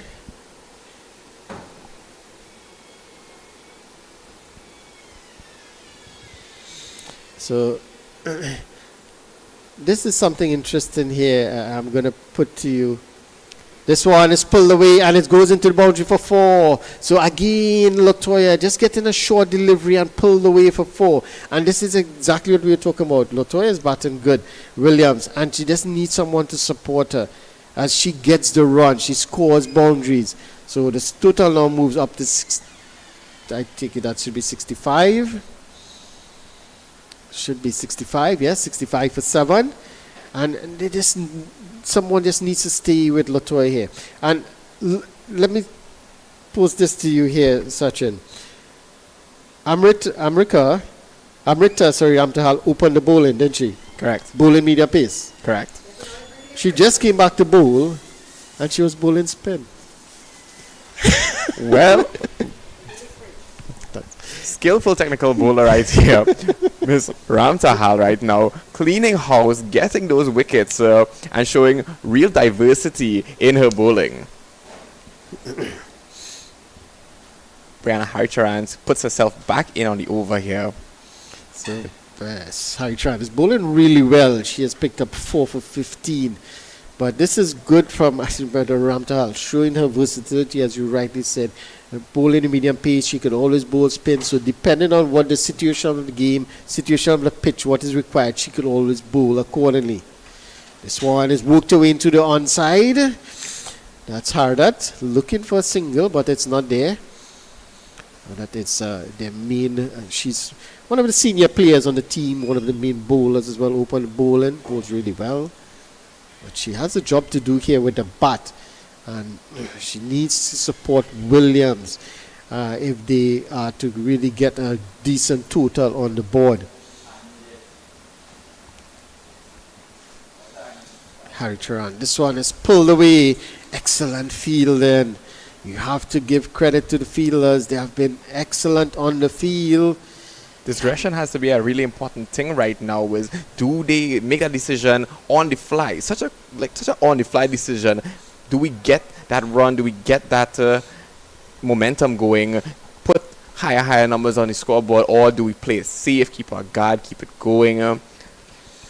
So it's gonna be. This one is short, pulled away nicely. Excellent fielding again on the boundary. That's on the mid-wicket boundary, and they get through for a single.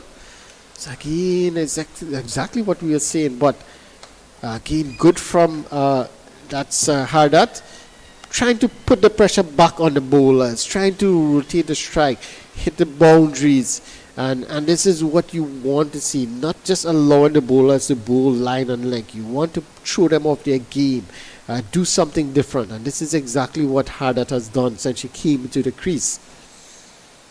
We're seeing really intelligent playing from both sides. Either way, this is an interesting matchup right now. Wow. And she's bowled, and that is 5 wickets for Harry Turan. She picks a 5-er. She has 5 for 16, and the Guyana women, under 19 women, now fall into some serious problems. They are 66 for 8.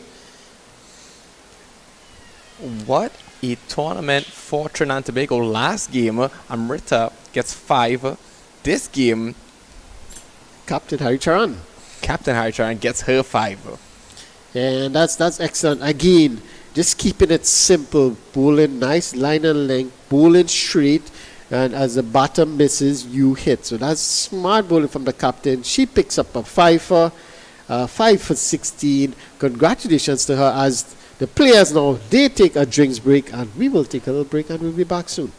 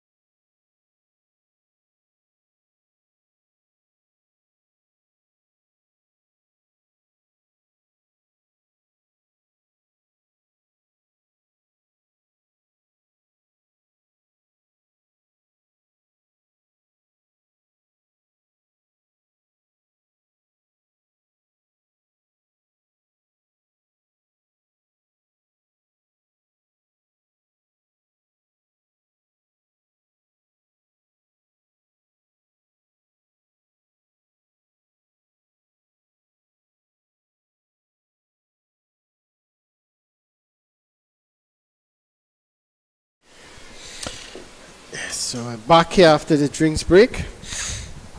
Will that drinks break energize back our teams right now? Was there a change in how they feel about it? Do they feel a difference in what they want to play? Is there some strategy updates right now? Does that all happen during the drinks break? Yeah, definitely. So they then generally will have a chat with their coach, and they will come up with some strategy in terms of the battle. Let's take it from the Guyana women point of view. They will have a chat, decide, okay, how are we going to approach this next 10 overs or 11 overs remaining? Are we going to just look to push it around, get singles, get 3-4 runs and over, bide our time to probably the last 5 overs, then we're going to look to hit out, right? Or are we just going to look for the runs, put the bowlers under pressure initially? So that's the sort of things that they would be working out as they in that drinks break. How they're going to approach the next few overs or the next session of play, if you wish, right? What we see going on right now is actually up to 66 for 8. They're actually picking up their pace a bit here for Guyana, but they have Kassar here right now. Yeah, and she's definitely, and this is an appeal for LBW. And given, well, the umpire had a good long think about it and eventually raised a hand. It looked straight, but we are not in the best vantage point, but the umpire has the best view of the decision, and she gives it as out. So let's have a look at this, the replay. Let's see if we can. She was on the back foot, looking to play this one into the onside. The umpire is in the best position, decides it's out, and it's out. So that's 9 wicket down. So I'll tell you something, Sachin. There's something that happens a lot, more often than not, in terms of after the drinks break or after a break in play, we generally see a wicket falling. And that's exactly what happened here. Well, what a way to open an over from Kassar right now. Yeah. So it generally takes a bit more in terms of your mindset when you're coming out back from a break as a batter, because you have to get back into your frame of thinking, okay, focus on the ball, focus on the job at hand, what you need to do. So generally coming out of a break, they would be not focused too much on what they need to do, because coming off the break is still relaxed. So it's really a quick turnover to get your focus back on and get back on to what is required. So generally that seems to happen, but again, you have to give credit to the bowler. She's quick, she's bowling straight. This one is a bit shorter and punches nicely on the back foot is Mans. Mans will have a job to do with the ball. She's one of their main spinners, so she would have a job to do with the ball, but now with the bat in hand, she has to really support the non-striker. That little relaxation might be a complete disadvantage when you're working with smart bowling from Trinidad and Tobago here, because we have Daniel Manis and Rebecca Selto right now battling that 66 for 9, a brand new partnership here. Do they settle in? Do they go on the offense? What's their play right now? They would need to settle in. They would need to really give themselves an over 2 just to settle in, because they lost Williams, which was a set batter, and she was going really well. So that would have been a big blow to the Guyana women's team in losing her quickly after the break. This time again, good from Kassar readjusting yes. her deliveries, getting a bit shorter every time, if I would be observing correctly here. Yeah, I agree with you. That a bit too short, needs to attack the stumps. She's quick, and with attacking the stumps, you bring the LBW bold into play, more forms of getting out. So maybe just needs to pull a bit fuller, and that's much better from her. That you wouldn't mind the batter trying to drive you down the ground. That's fine. But if you get it right, the ball moves back in, you're going to have an opportunity for bowl. So this is fine. This is where she wants to be. Probably pull her leg back a bit, not that full. We've seen some beautiful Yorkers from Kassar. Switching up a delivery every time here. You feel like that's intentional? I know, that's what you want to do. You want to mix things up. You want to have the batter thinking exactly where you're going to bowl next. You don't want to be too consistent in terms of your line and length, and the batter will just line you up. They will know what you're bowling, what length, what line, and they will line you up to hit you. So this is good from her in changing her line, changing her length. So every delivery pulls in something different from the batter. So they're not, now they are trying to work out in their mind what's going to happen next. Is it going to be a short delivery? Is it going to be a full delivery? Is it going to be a Yorker?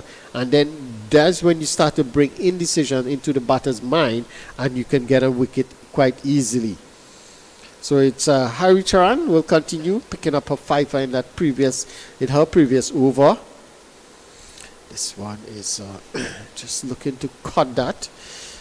Is Sinito. Hari Charan putting herself back into the mix here, and every time Hari Charan has come back into the game, it kind of moves the entire rhythm of the game at that point in time, because what happens after, she'll put in somebody else and just change up that rhythm back to back again, keeping real pressure on Guyana here. Yeah, definitely keeping pressure on, and she would want to continue. She has I think 2 overs again in the spell. And she, 1 over after this one. And she is bowling really well, so why not continue to bowl? She definitely should bowl out. Just a gust of wind blowing her hat off. The wind kind of picking up right now at NCC. Yeah, that you wouldn't mind that, because it would blow a little few dark clouds that are hovering around. Full and pull. Appeal for LBW? No. Probably going down the leg side. But again, a full delivery. And you see the batter looking to go across the line. And yes, it's a full delivery, but you have to be careful with going across the line, playing those horizontal bat shots.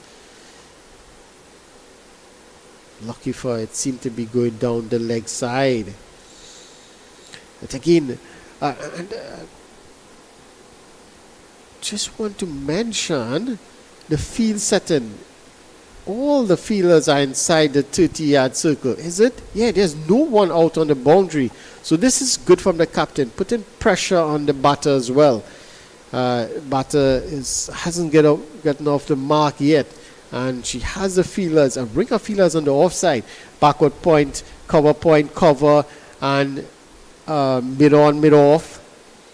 You have to wonder, what is the strategy going through Miss Hari Charan's head right now as she's approaching the latter half of the overs for Trinidad and Tobago? Well, to me, it's all about wickets. So just 1 wicket required by her again, or for the Trinidad and Tobago team to take to end the innings. So it's all about getting that wicket, and that's why she has all the fielders inside the circle. 30-yard circle, every opportunity. This one is in the air, should be taken. Just misjudging that one there, and it goes into the boundary for 4. So just misjudging it a bit there, the fielder. Miss Sian Ramnarine runs it down. Really good effort for her. We can see her take a dive there over the boundary, but she just almost doesn't get it there. Yeah, again, pitch stop delivery.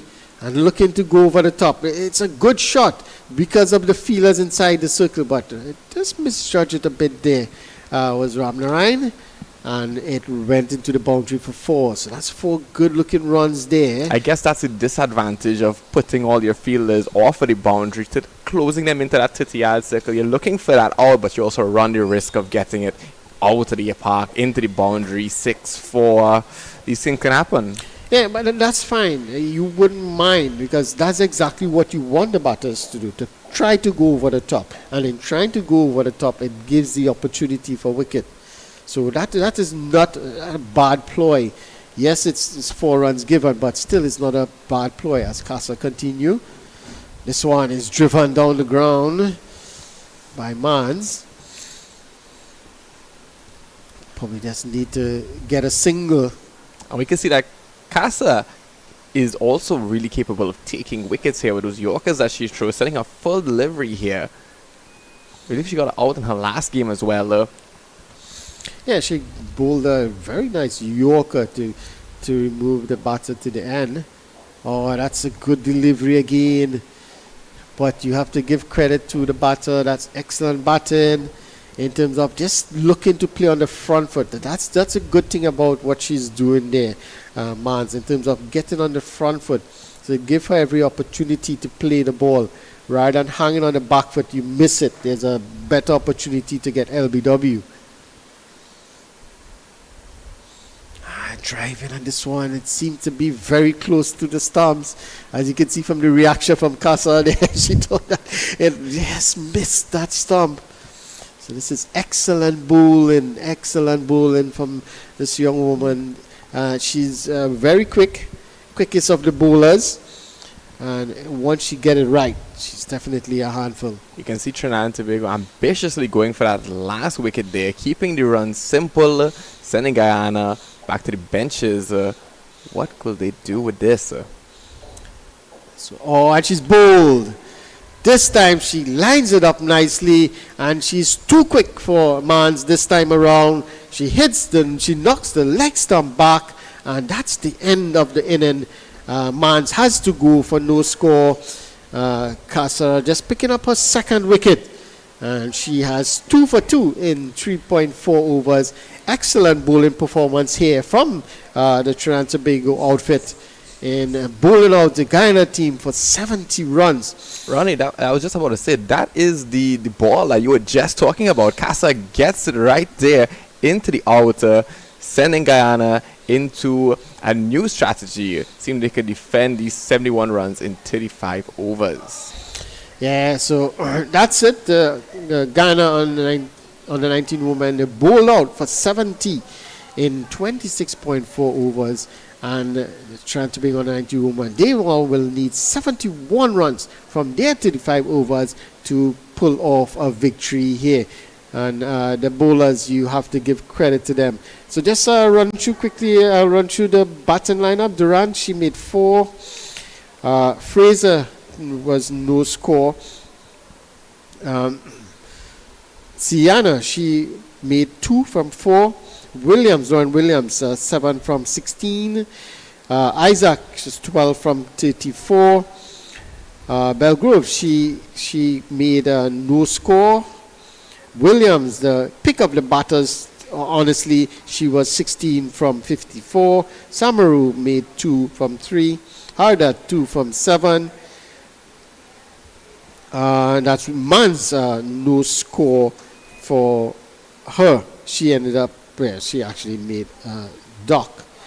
Extras, and that's a serious problem that a lot of teams have. The extras, 21 extras. That's a lot in 35 overs. The bowling, Amrita Ramtahal, 7 overs, 3 for 13.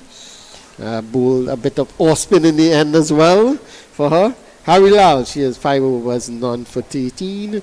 Casa, she had 3.4 overs, 2 for 2 runs, including a maiden. Naidu, she had 3 overs, none for 8. Ramnarayan, she bowled 2 overs, none for 11. The pick of the bowlers, the captain, Brianna Haricharan, she bowled 6 overs, 5 for 20. Yes, 5 for 20. Excellent bowling from her. And so we will take a break. And after the break, we will come back to see Trinidad and Tobago 19 women if they can get that 71 runs required for victory. So far, what we're seeing, Ronnie, is versatility, strategy, teamwork, coordination happening all in this matchup here. Trinidad and Tobago versus Guyana in the CWI Rising Stars Under 19 Women's Championship 2025.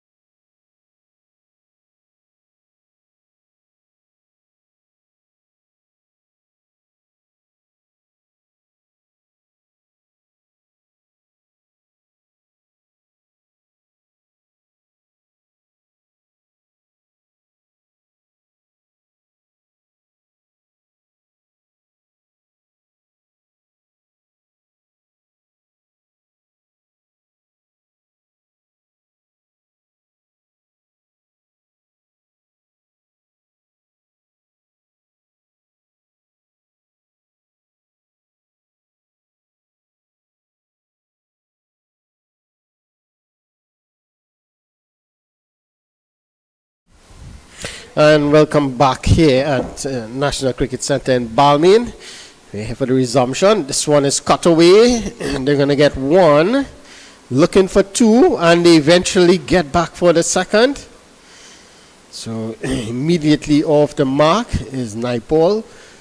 And we saw her play an excellent inning 2 days ago against the Windward Islands when they were chasing 64 for victory. And she played an excellent knock. She got 30 odd out in that inning. She played brilliantly for her team. And now she's here opening the baton again with Ramtahal. This one, just beating her the outside edge there. Now this partnership took all the runs, went straight down to the end with this particular partnership of Christina Naipaul and Amrita Ramtahal. Not necessarily a large amount of runs that they need to overtake. What does the team do in this specific strategic position? Well, bat normal. You're the opening pair, you just bat normal. There's no need to do anything differently. The two of them bat well, complement each other.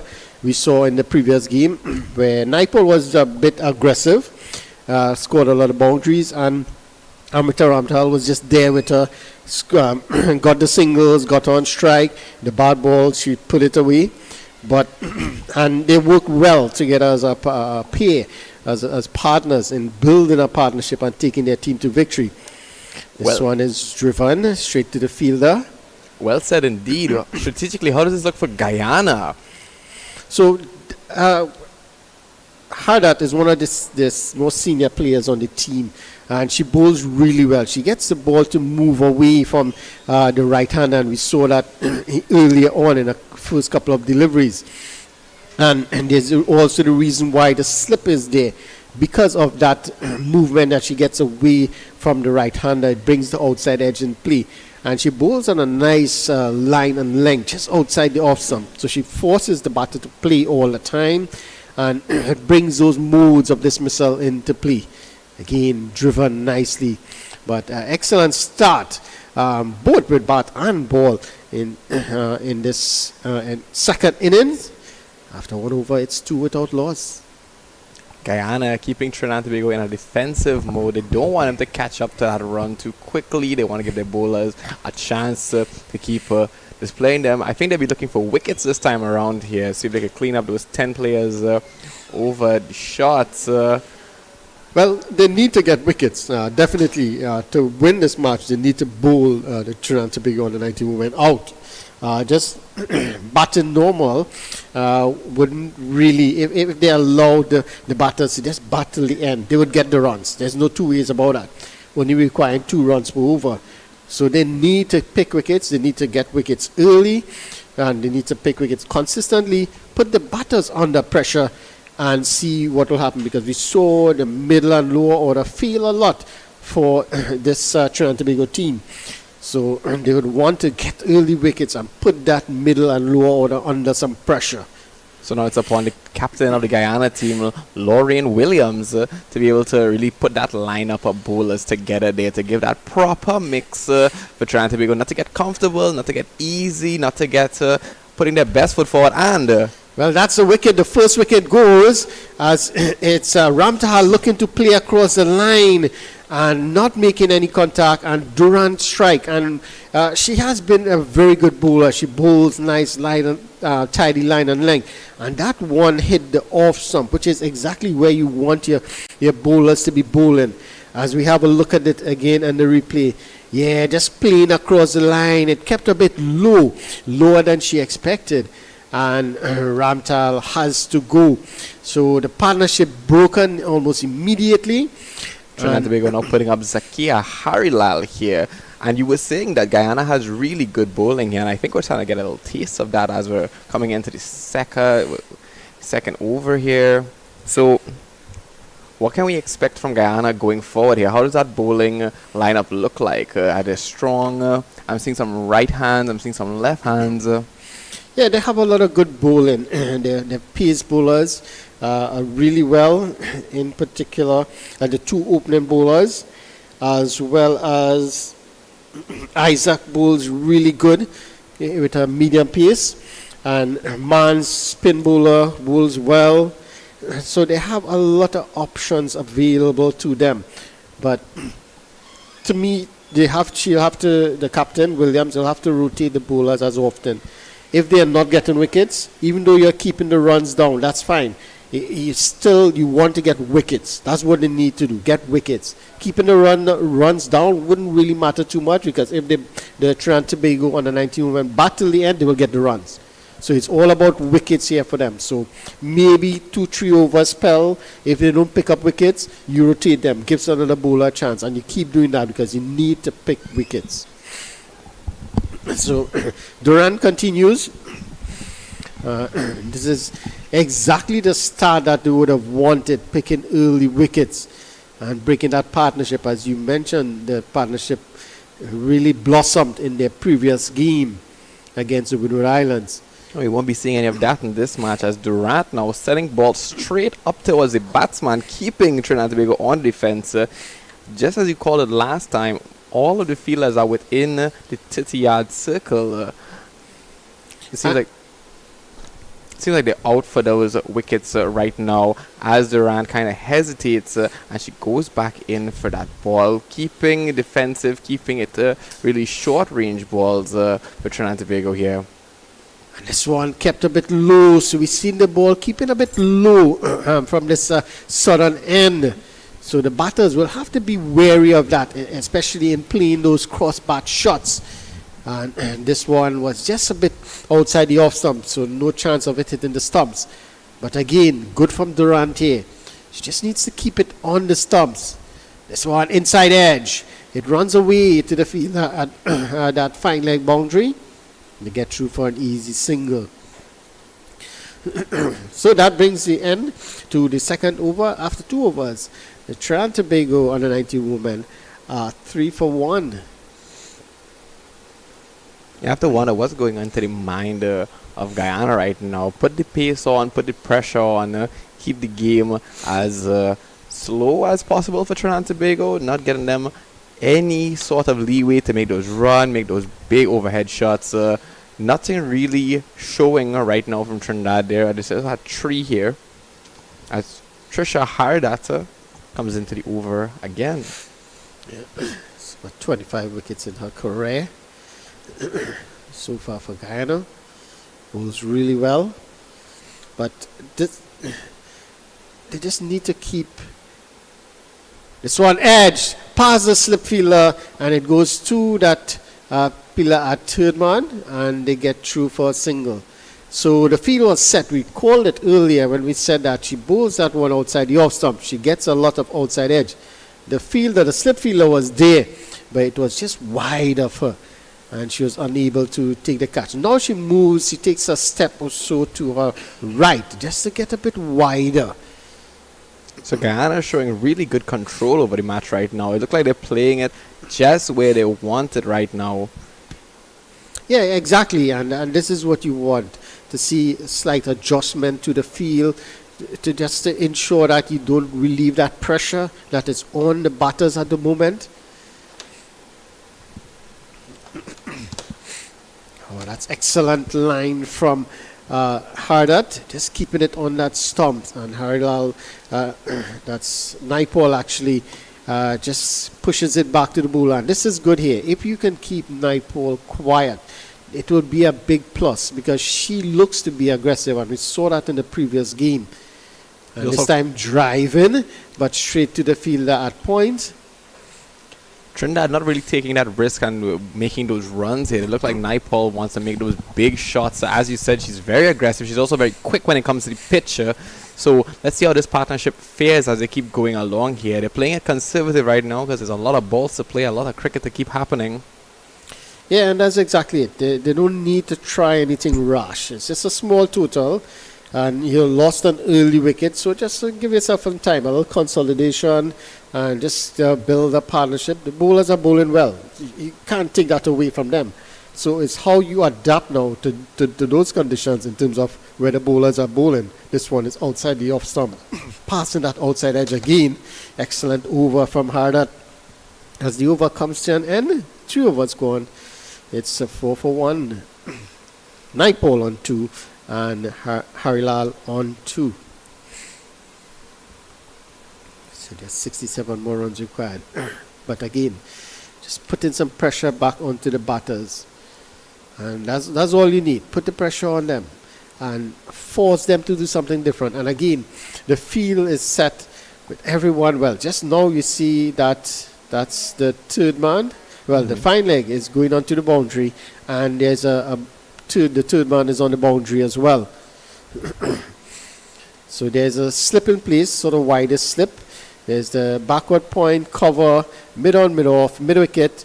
The square leg is in the circle, and you have your third man and fine leg on the boundary. This one again looking to go straight down the ground is Harilal. Very aggressive bowling from Durant here. Guyana not letting up at all on the pace, not letting up at all on the attack at the moment here. Well, they can't. They need to keep it up because they need to get wickets. They need to pull the Trinidad team out if they are to win this game. Drive in, but straight back to the bowler. And that's good from Harilal there. She was looking to go straight, but she was looking to actually go over the top in terms of over the bowler's head and, at least get a single, probably 2 or 4 if you hit it well enough. Really intelligent defense here. Jesse lose the wicket keeper there. Harilal making some big swings for those. That one probably came off the pad because it was down the leg side, but no signal from the umpire. So good from Durante. Keeping the pressure on. This is exactly what they needed. Short ball in the air. Catches, take. No, it's dropped. Well, that would have been exactly what they wanted.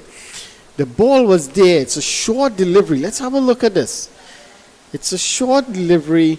Harilal was on the back foot looking to pull this one. It went straight up in the air. The fielder at that mid-on position thought she had a chance. She got there, but just slipped through her hands. Now that's Crystal's first really short delivery of her over here. You think it was a miscalculation? That's fine. And just slipping a short ball in, just asking a different question from the batter. And it did work because she kept putting the ball up, having the batter come on the front foot, and then slipping that short ball, which was a good short ball. And she almost got caught out. So right. Really intelligent play from Durant there. Correct. It is exactly what they wanted, but the fielder just couldn't hold on.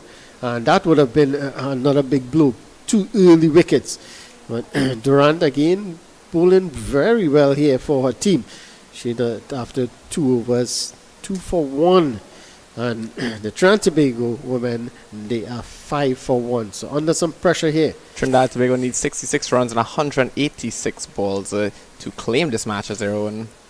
Hard at that one is going down the leg side. And Naipaul Harilal was looking to hit that one to the one side. And all she had to do was just beat that fielder at that short fine leg, and that would have been 4 runs. Well, short square leg. Driving nicely. Looks pleasant when she drives the ball there. It's Harilal. Just nicely onto the front foot and just head over, pushing the ball, not looking for power, just timing the ball into looking to find the gaps. Great technical abilities we're seeing from all these ladies on the pitch today. That one losing her shape a bit. It was pitched up. She was looking to drive that one through the covers. Just her head was in the air, not over the ball, and kind of losing her shape a bit and not able to make contact. But again, good from Hardat and just teasing the batters outside that off stump. And that's all she has to do. Just keep it there. And just pull, probably a bit too full right now. Just pull her length back a bit and should be able to get that outside edge.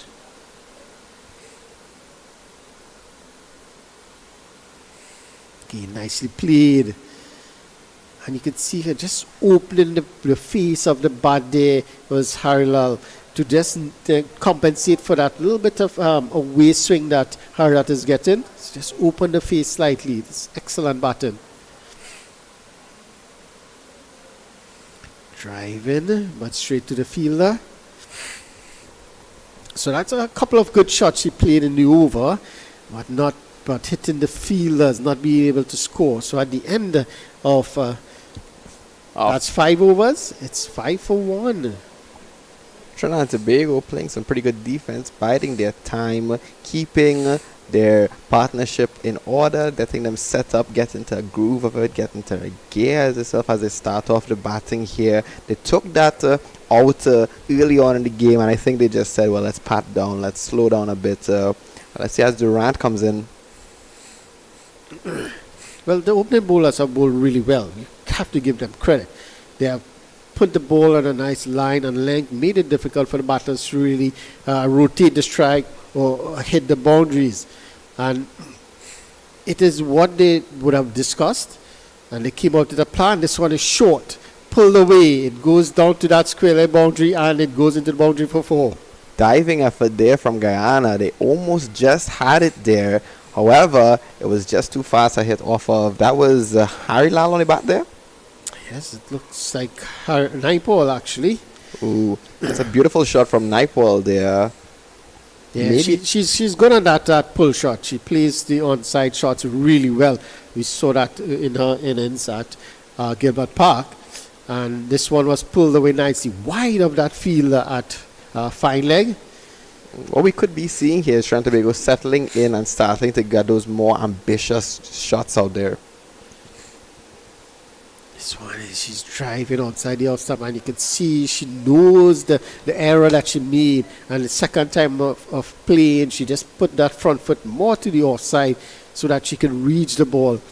But you have to give the batters credit here. They know that the bowlers are bowling really good. So they're just looking to play the ball. And from the slightest bad delivery that's bowled, they are taking full advantage of it. Wide, signaled by the umpire. As we saw with that short ball that was pulled away by Naipaul. And even the short delivery in Durant's previous over where she tried to pull and top edge. But they are taking full advantage here of the bad deliveries that are bowled. And this is good, smart batting. Pulled away again, that's over the top. That will run away into the boundary for 4. Naipaul again, awesome pull shot as you said. She's really comfortable with that. She knows exactly her timing and she sets it up nicely. Went clean over the head of the entire fielding of Guyana there. They weren't able to catch that in time. I think Trinidad and Tobago is getting more comfortable. Yeah, they are comfortable one. Yes, they are assessing the pace of the wicket, the bounce of the wicket, and they are playing accordingly, as you can see on the replay again. That's a lovely pull shot, but she's strong on that pull shot, so they should know that. So try to pitch it up to her. Oh, this one is caught, but straight to the fielder. Just pitch it up to her on the off stump. Let her play those offside shots and see, because so far she tried to drive most of the deliveries on the off stump that is pitched up and hitting the fielders. But from time is short, she picks the gap nicely and pulls it into the boundary. They need 57 runs and 175 balls. Trinidad and Tobago is pacing themselves really well right now. Yeah, this is an excellent over for them. 2 boundaries coming off that over. 2 boundaries to Naipaul as the total. After 6 overs, it's 14 for 1. Naipaul races to 10 from 18. And Harilal is 3 from 16. But that is fine. I don't mind that Harilal is 3 from 16. Because she just needs to build a partnership with Naipaul. We know how aggressive Naipaul could be. Takes advantage of those short deliveries. But she needs someone to just stay with her and build a partnership. And this is exactly what Harilal is doing. So Harilal don't need to really do anything to rush. Look to rotate the strike. Look to get singles. And just build a partnership with Naipaul here, who's really looking confident. Driving the outside edge. And this is an easy single in the end. Looked a bit difficult, but it went just to the left of Isaac, and they get through for the single.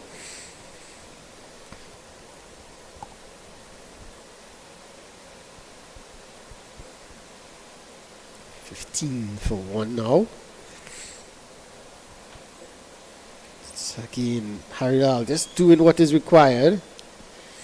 Just getting the single for Naipaul. As you said, she's holding that wicket, rotating the shot. Really nice methodical approach from Trinidad and Tobago at the moment. But with Guyana bowling on that pace, they're out for the wicket, out for the out. See what they could get. Yeah, she hasn't picked up a wicket as yet, but she has bowled really well.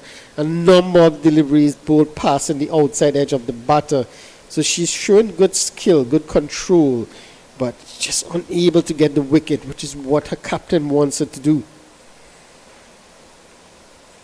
Again, that one just pitching on that off stump and just moving away from the right-handed Naipaul. And you could see that consistently. Hardat is doing that consistently, but just unable to get that edge.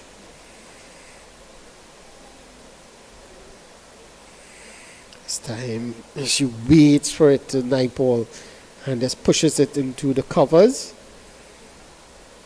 So there's 3 fielders in that cover region at backward point, cover, and well, extra cover, and there's a mid-off and a mid-on.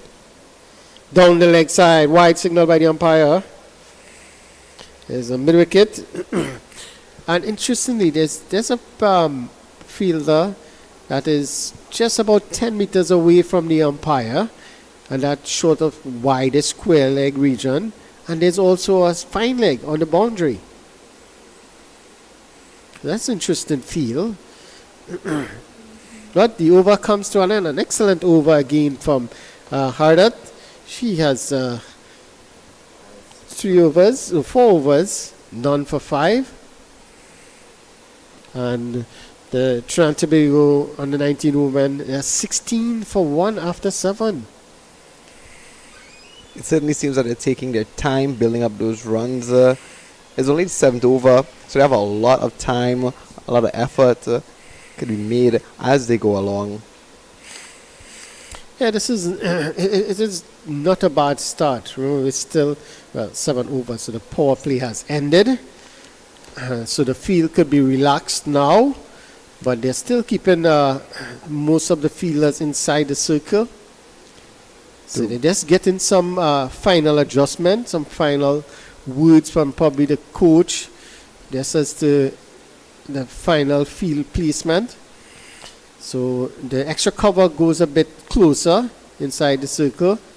And this one a bit not too short, looking to pull, was Harilal. Got the bottom edge, but just past the keeper. And they get through for a single, but that is not bad because she did get the single that was required to get Naipaul back on strike. That one got pretty far there, Ronnie. Off of just a little bit of effort. Look how far that went there, and they got the switch in. Driving, this time straight to the fielder. So you can see again, she wouldn't be too happy with, she driving the ball really nice. You must commend her. Getting to the pitch of the ball, playing it nicely, but just unable to find a gap. But she can't be disappointed. That is fine. You just need to keep playing those shots. You will be able to find a gap. And you can see just the offside. There, just a slight adjustment to that field. The fielder that was at point just goes a bit wider.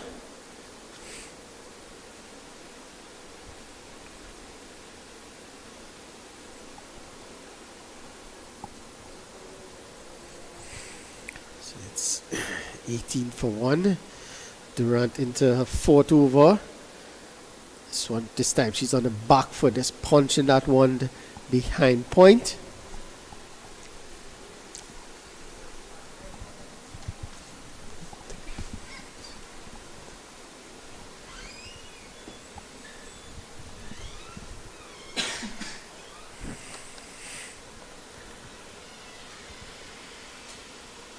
Oh, that's a good delivery.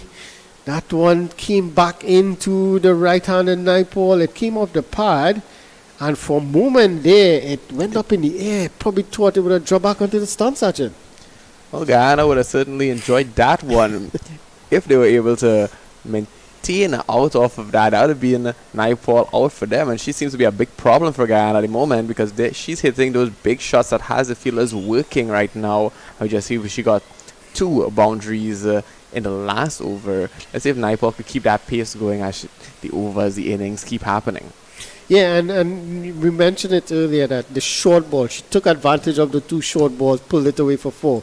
And so far in this over, everything was pitched up outside the off stump. And, this is a quick single, a chance for a run out at the... Well, that's interesting. Because had the keeper collected and hit the stumps, I think Harilal would have been out. If we could get that on... Is it possible to get on the replay? This looks interesting here. Well, I think the keeper just, when she collected the ball, took a little bit of time to hit the stumps, and it allowed Harilal to reach into the crease. Just off of that rotation there, that split-second decision, it looks like she just missed outing Harilal. Wow. Yeah, I think that was a good opportunity there, Sachin. I think that was an opportunity missed there, sir. Yeah, definitely an opportunity missed. And because it was a late call from Naipaul, and eventually Harilal took off, and the throw went to the correct end. But just not able to carry out the run out. Keeper.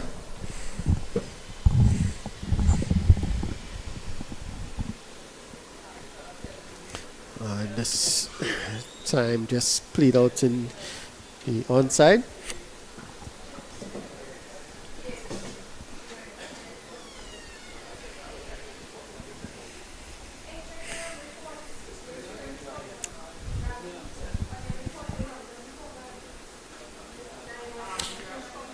This one all left alone outside. Let's have a change in commentary. Welcome. So, how will you assess the match so far? What do you think about it so far? So far, Trinidad is under pressure. As you can see, that was a full delivery and immediately signaled no ball by the umpire. So Isaac, not a good start from her. First deliveries was really good. This time a full delivery over the waist. As you can see, the umpire signaling it was over the waist. So it's a no ball. A chance here for Naipaul to free her arms a bit. yes. And with the fielding restrictions you see Guyana placed here, it is putting Trinidad under a lot of pressure. This one is hit over the bowler's head. There's an opportunity for a run out. Ooh. Well, an appeal and not out, says the umpire. So it's a direct hit, but it seems like Naipaul was fast enough to get in. Let's have a look at it here. There. We did see from previous matches, Ronnie, that Naipaul is really quick in the wicket. Yeah, she's definitely quick between the wickets.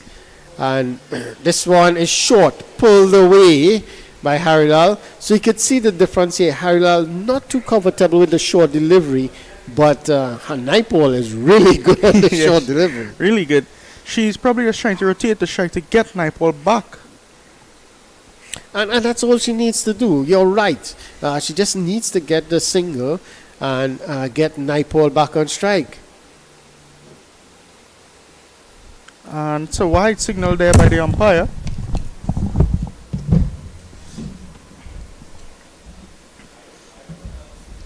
Two more legal balls left for delivery here.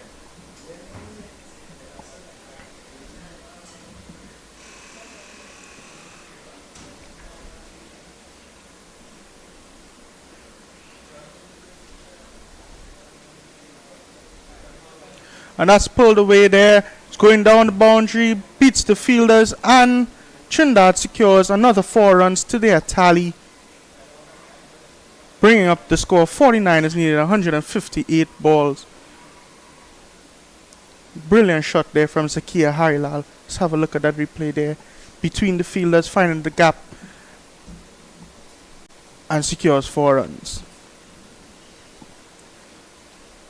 Tia Isaac is trying to work the pitch, trying to get shorter deliveries, but Harilal is also playing her shots. There's also a change in the field, trying to secure in case of that pull shot again, trying to minimize Trinidad from getting as much runs as they could get.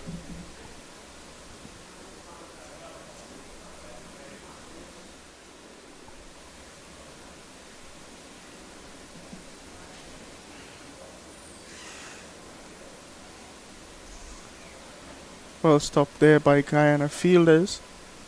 And that's the end of the over. Christina Naipaul on 12 and Sakira Harilal on 9. Current run rate is 2.8 and required is 1.7. 45 is now needed in 56 ball.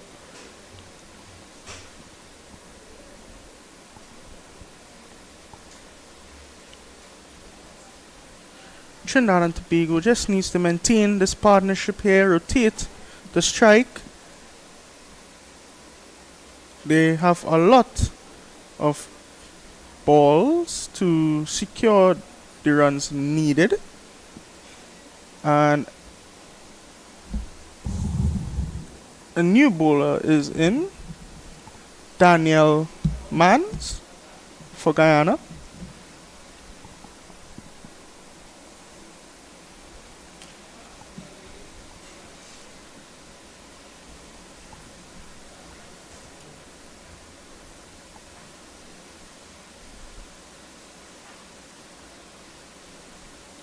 Well played there by Christina Naipaul, making a quick single, bringing Sakira Harilal back onto strike.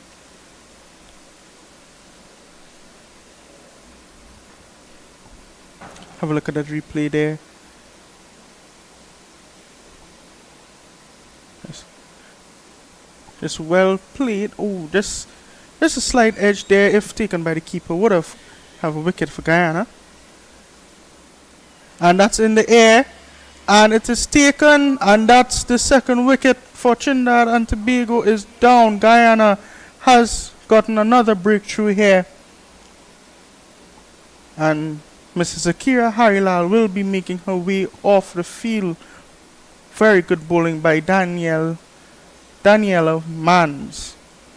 Now coming out to the middle is Brianna Harichan, Trinidad and Tobago's captain in this chase of 45 runs.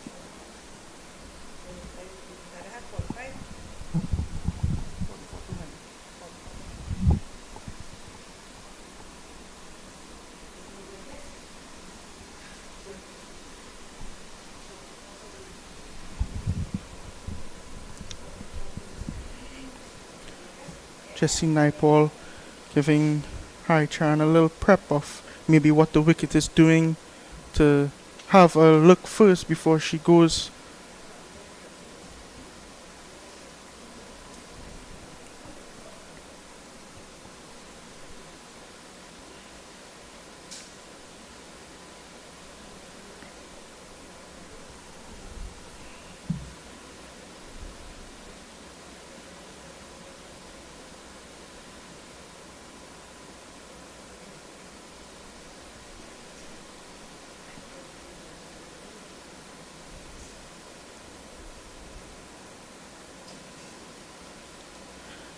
Oh, well played there by Brianna Harichan.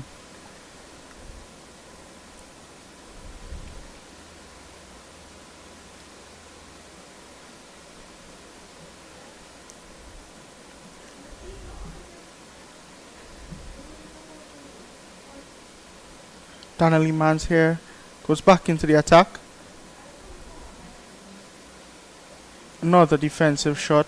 Just applying the pressure to Trinidad when it is needed.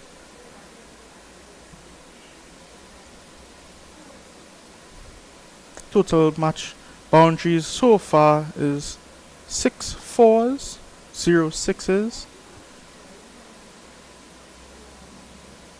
It's flighted and it's driven away there by Brianna Harichan, and it goes straight to the boundary for 4 runs.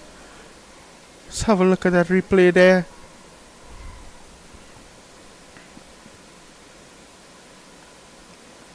Yep, just flighted delivery there and just driven away through the covers and secures 4 runs for Trinidad and Tobago.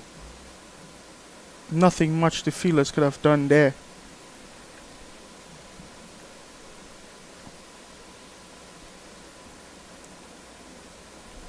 Field change to strengthen that offside.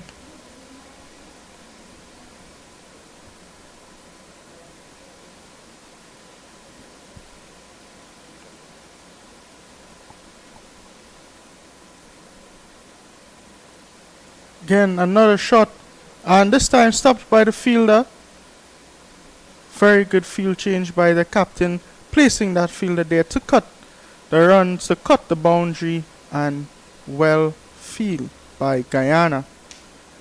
And that's the end of the over. Man's picking up a wicket, breaking the partnership of Christina Naipaul and Zakia Harilal.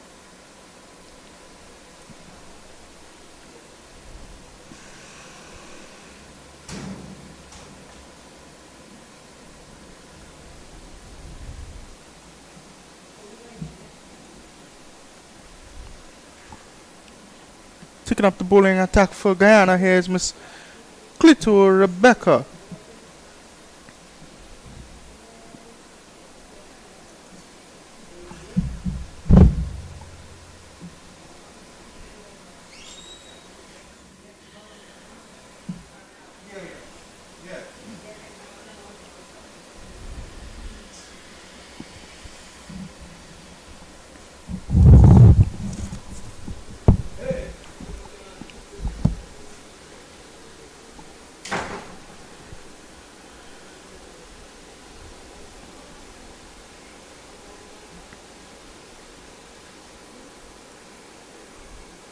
.39 runs is needing 150 balls. Oh, shot there by Brianna Harichan and picked up by the fielder.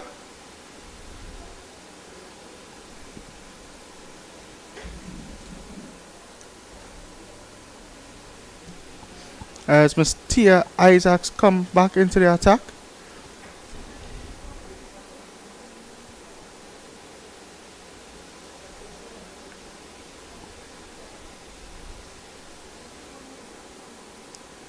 Down the leg and signal wide by the umpire.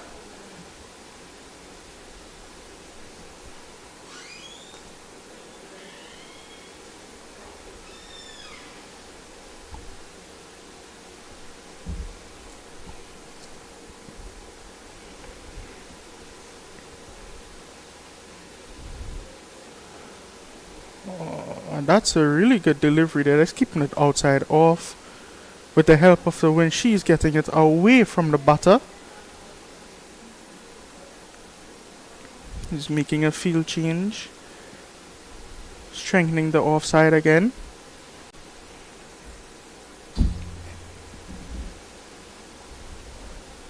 Oh, just missing her run up there. Just goes back to take her mark again.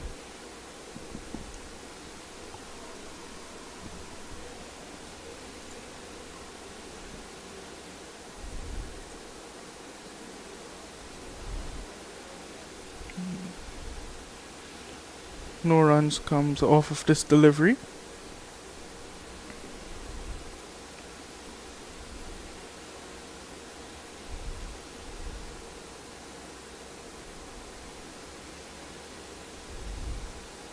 The short delivery there, and it's up in the air and just right over the fielder head, but she does good to chase it down and sends it back in.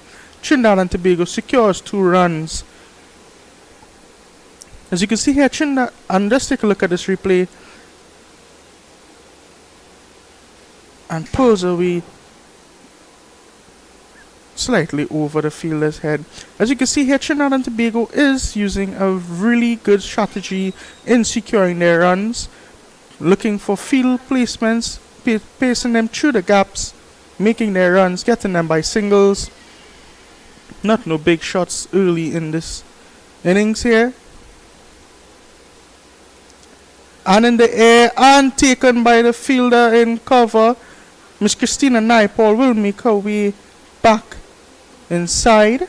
Tia Isaac does the breakthrough and takes another wicket for Guyana, making the score 36 for 2. And just take a look at this replay here.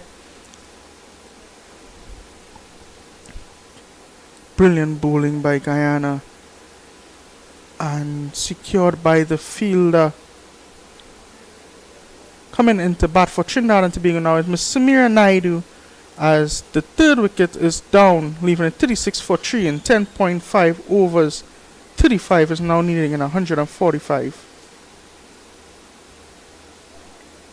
Guyana is doing really well in their bowling attack here.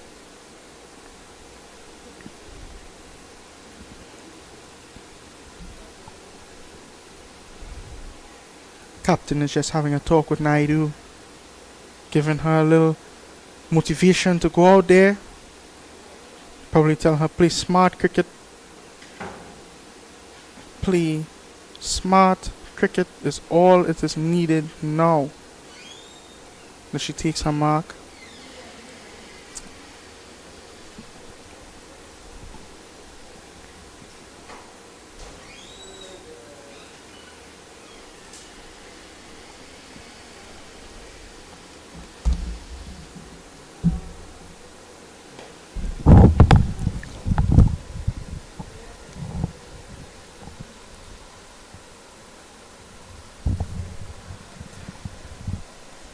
Tia Isaacs bowls and delivers another really good delivery to end her over.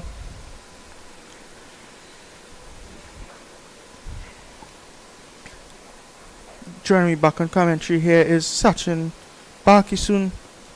36 for 6 in this game.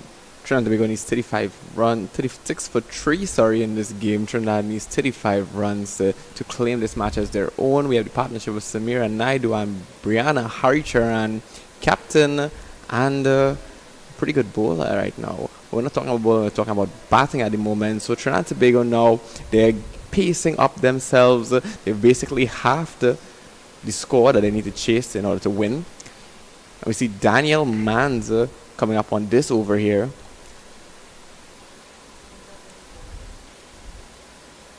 Daniel Mans did a really good job breaking that partnership in her over previously. Let's see if she can cause any damage to the Trinidad and Tobago on the 19 team again.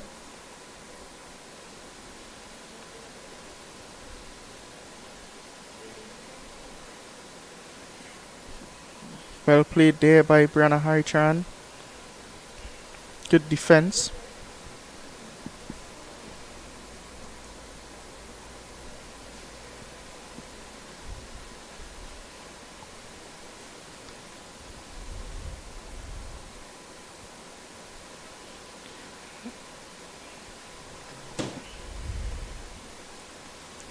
Now we see Haricharan and Naidu taking less of a risk-taking, more of a defensive maneuver in this particular over here. We see that Haricharan just guarding those shots there, getting them off the ball, and that's exactly what she needs to do. There's a lot more overs coming up, so she's just biding her time for Trinidad and Tobago to make those runs, maybe 1 by 1, 2 by 2, because as we see they're dealing with some serious bowling here from Guyana by Daniel Mans.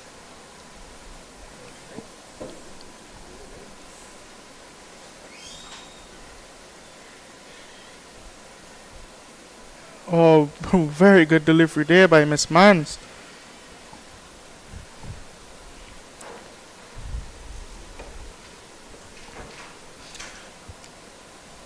Umpire, the official referee for this match, is making his way out by the boundary, maybe to signal a drinks break after. A shot away there by Brianna Harichan, and it's a stop by a fielder, but Trinidad and Tobago secures the single.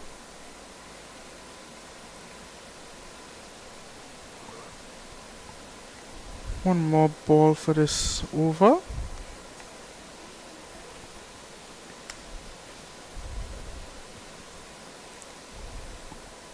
Despite the offense put on by Guyana here, Naidu is still giving them the driving. They're still hitting out the park. Trinidad, they're still playing aggressively. So they're meeting aggression back with aggression. Let's see how that pans out for them coming into this.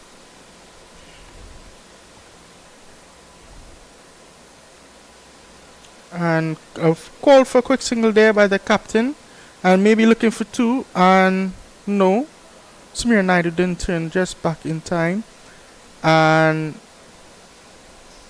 that will be the end of the 11th over. Now we'll be having a drinks break. Just a quick recap. Yes, Trinidad and Tobago had a really dangerous bowling lineup, but Guyana also has that, leaving Trinidad and Tobago with 3 wickets down, 38 runs on the board. We will also be taking a break and back to you in a while.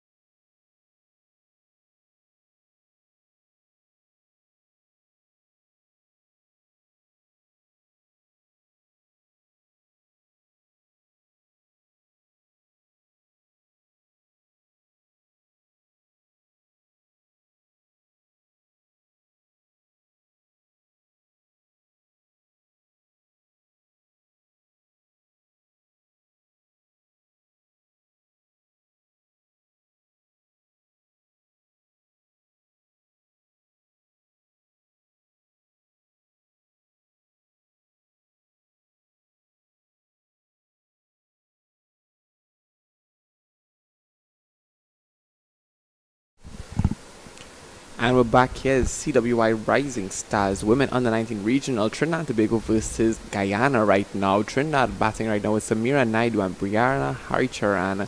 Rebecca Selto right now on her first over of the game.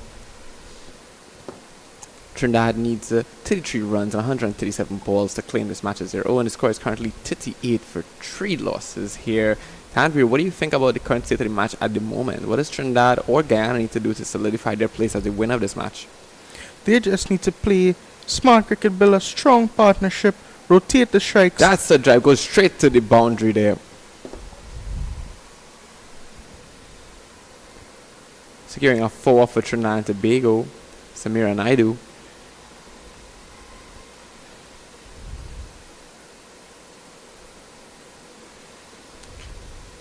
Looks like she got into that gap there.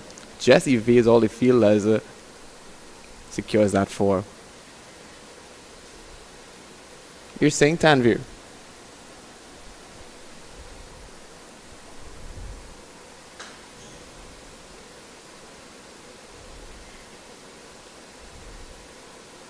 Wide signal by the umpire there.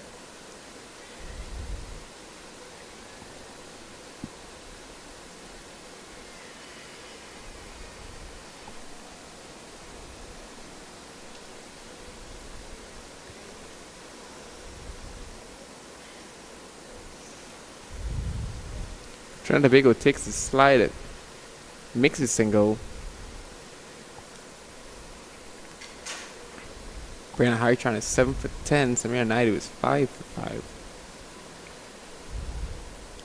They now need 27 runs, 155 balls, 44 to 3. Trinidad Tobago looking pretty good right now. Rebecca Cleto right now, this is her over.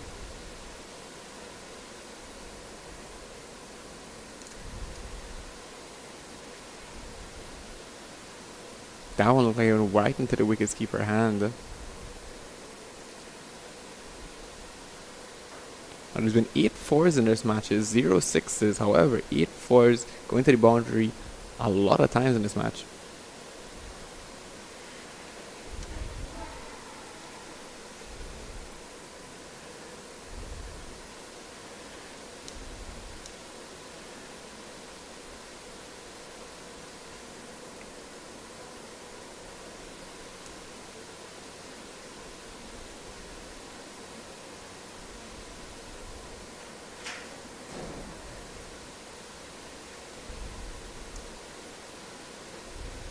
There's some good sportsmanship going on there. Guyana tying the shoe of Miss Naidu. That was Durant, I believe. Really good sportsmanship on the field today, guys.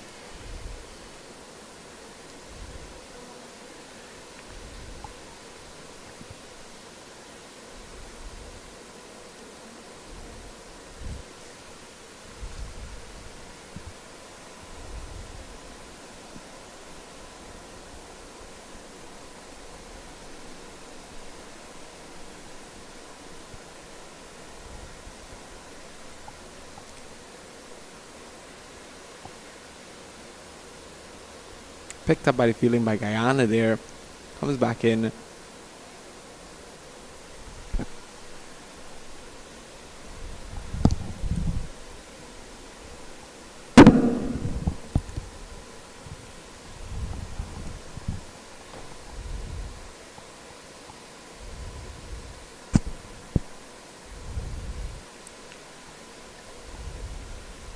End of a brilliant over there by Rebecca. Coming back into the attack is Miss Mans, who has done an excellent job so far in the attack. She will be bowling to Miss Naidu.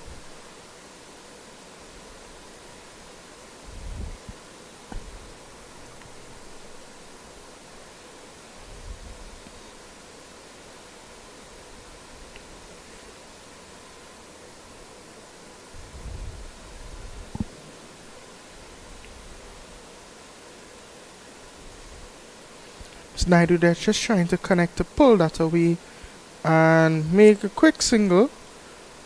As you can see here, Mans has brought in the fielders into the 30-yard circle. Probably trying to apply pressure here to Trinidad and Tobago. A lot of flight there from Mans. And that's how Naidu was able to get that pull away.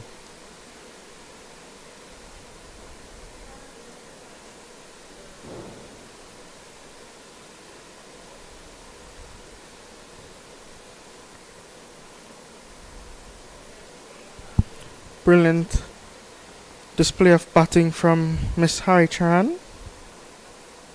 Now I like Trinidad's approach right now. They're not really aiming for those big runs because they just need 23 runs to make it their game. So they're biding their time, taking it methodically, letting the overs pass. Playing defensively, playing smart cricket.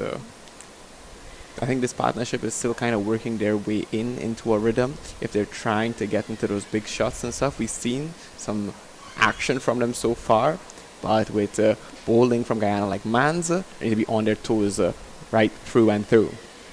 Here's a big shot once again.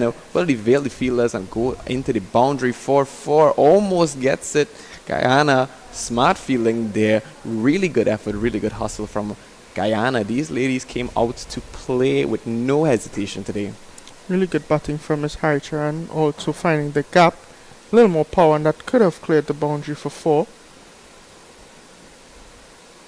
21 is now needed. If Trinidad and Tobago makes this run without losing another wicket, it will be good for them considering the run rate. Very good delivery there by Mans.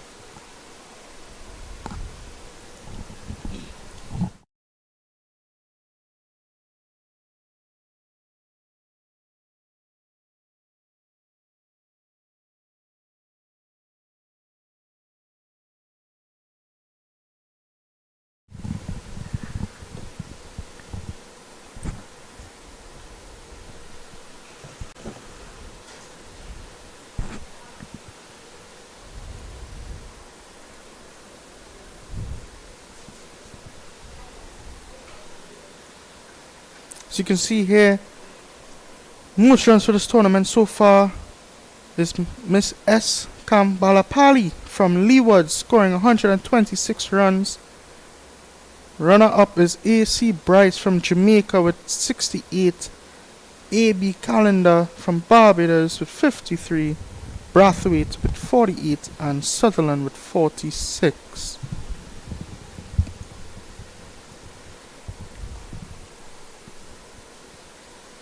Shot there by Samira Naidu. Picked up by the fielder. Another over for Rebecca Cleto. It looks like the leader, the captain, Miss Lorraine Williams, is putting her pace bowlers through and through here, keeping that pressure on Trinidad and Tobago, keeping those overs going. Not really the pace there, Sachin. She is maximizing use of her spin bowlers as the wicket is helping the ball turn a lot.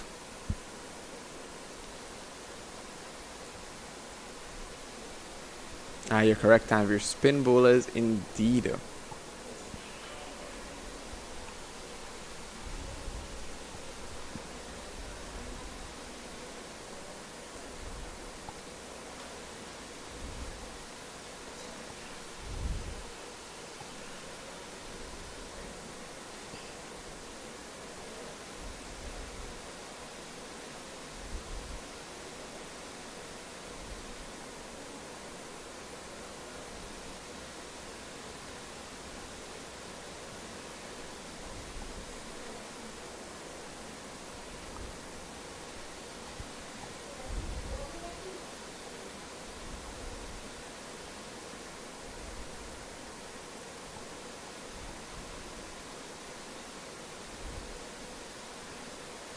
Looks for the single there, but cannot get it as Guyana fielding is very defensive.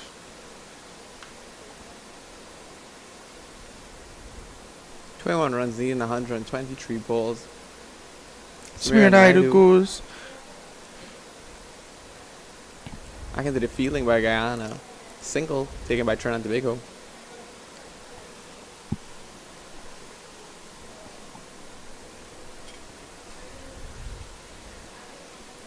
That single brings Trinidad and Tobago captain on strike.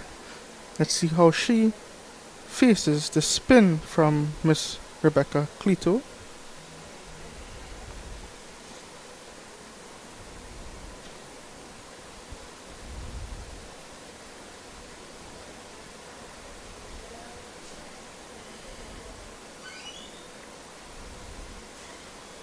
Just flighted and just opportunity for run out, and it is not. Miss Haitran just glancing that down with a sweep and going for the single as quick as possible. 18 is now needed, and the current partnership is 17 off of 23 balls. With 18 run needed, Trinidad and Tobago looking to clean this match up early here. A swing and a miss there by Samira Naidu, looking for the runs to maybe go over cover and try to get a boundary, but brilliant bowling by Miss Rebecca here. Let's have a look at that replay. The step across and tries to swing and a miss. Could have been an opportunity for stumping. Lightning speed reaction time from Guyana there. She's really good to take that wicket. Breaking up the partnerships, outing those wickets. That's what Guyana is looking to do right now. That's why we see them on the 30-yard mark. That's why we're seeing a lot of spin, a a lot of offense on deliveries from Guyana right now. You have to be thinking what's going on in the batsmen here. We just see a fist bump there from Naidu and Haricharan. They look like they have it all figured out right now. They seem comfortable in what they're doing. And without a doubt, here comes Mans back into the bowling attack.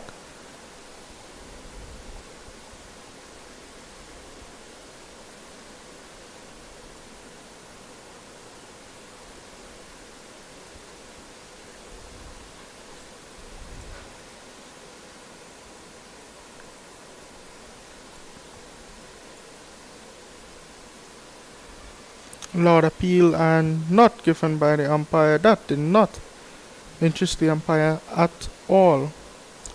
Let's have the stats of Miss Mans here. 3.1 overs, no maidens, a wicket. Economy of 2.84 for Mans here. Pulled away there by Brianna Archer, and fielder just trying her best to get one hand to it, but does not. And the second run was cancelled. Trinidad and Tobago just securing one off of that delivery. Saved the really quick timing from the fielders in Guyana right now. Running from that 30-yard marker almost all the way out to the boundary there. Good chaser by Guyana's fielding effort.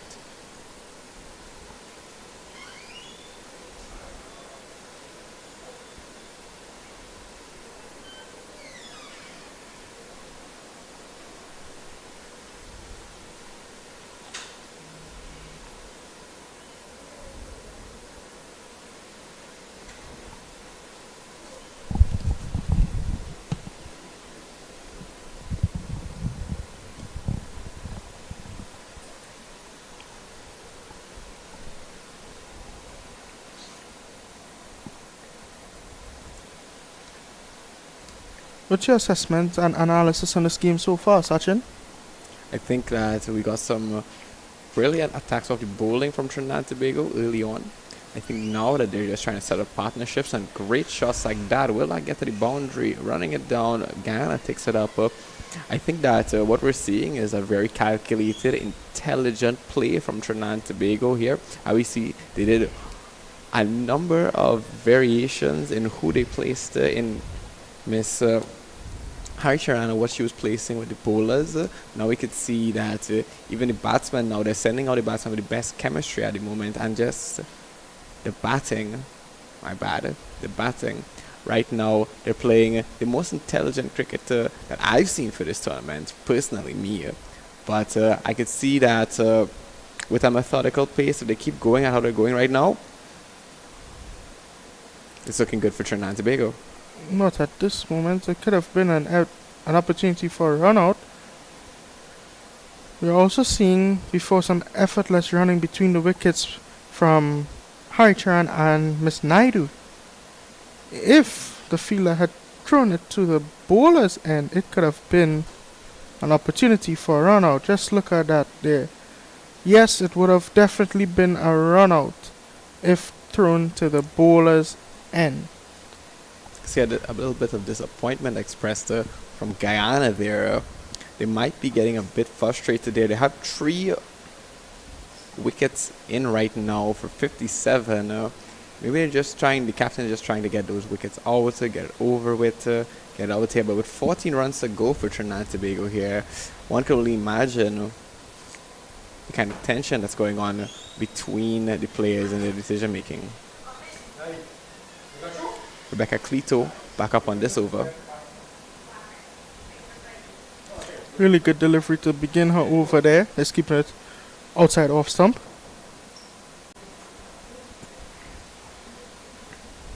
Seeing every fielder now is inside the 30-yard circle.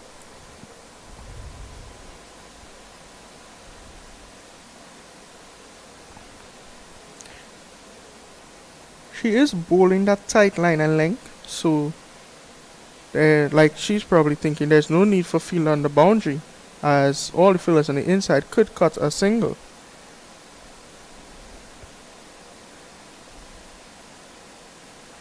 It looks like Trinidad and Tobago is just trying to build up those runs, one run at a time, single after single, and between Naidu and Haricharan, they seem to be in the game for playing that long run. Flighted delivery there. Yes, we have seen throughout this innings singles and singles, couple boundaries, and this is why the field placement was made. The field change was made by Guyana. As you can see in this over so far,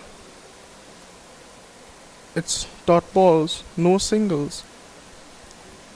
5 dot balls in this over so far. So Miss Rebecca Cleto is doing a brilliant job in her bowling attack to Trinidad and Tobago, restricting those singles, restricting those runs. Well said, Tanvir.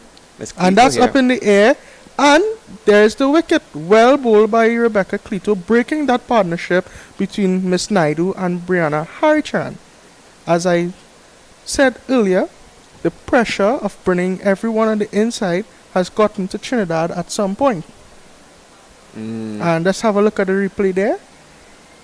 Flighted and turned and just popped in the air and easily taken by Guyana, breaking that partnership. And coming in for Trinidad and Tobago will be Miss Kanika Kassar taking the strike.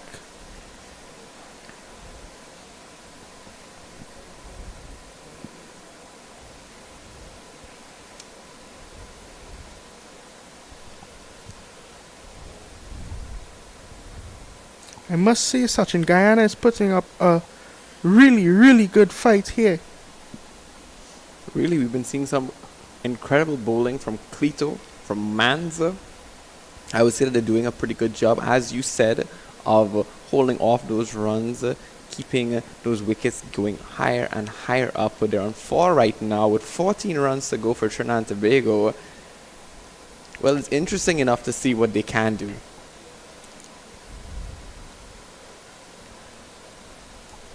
You can see some beautiful decision making from Miss Lauren Williams here, the captain of the Guyana team.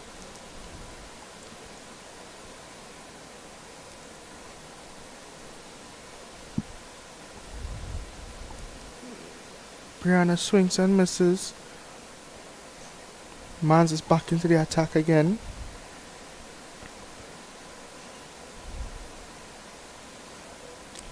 Dainley Manza. Can she get an extra wicket within these 6 balls here? 5. And she does. Well bowled by Mans, dismissing the captain of Trinidad and Tobago. Brianna Harichan makes her way back.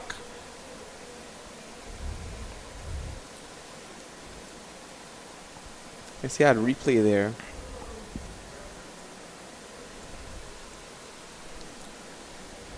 Have a look at the replay there. It looked like Brianna got a bit too eager for it. No, it tipped under the bat actually and turned away. Just hitting that off stump and pitching the ball off. Really good bowling from Mans. And taking the field now will be Miss Jessica Orozco, who will try to bring home these runs with her partner outside there, Miss Kanika Kassar, with 14 in just 106 balls. Brand new partnership. Do they bide their time and feel out the bowlers, or do they take those risks and get those runs coming in quickly?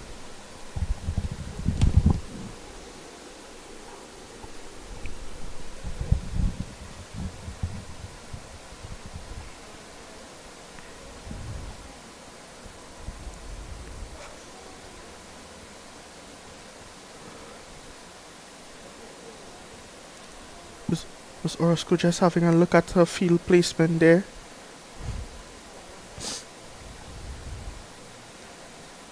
And immediately tries to go for a big shot, but given wide by the umpire. Orozco coming in eager. Hot feet on the pitch right now.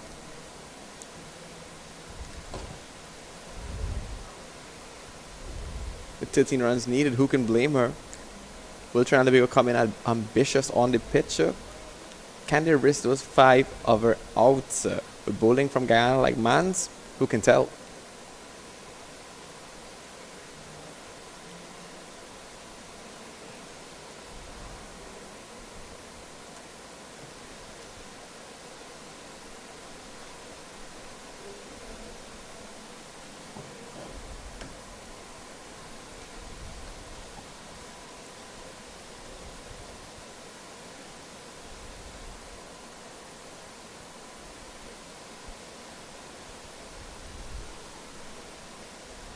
Now, Kanika Kassar, we've seen her playing really well early in the bowling. I haven't seen her bat yet for the tournament. However, let's see what they can do between her and Orozco.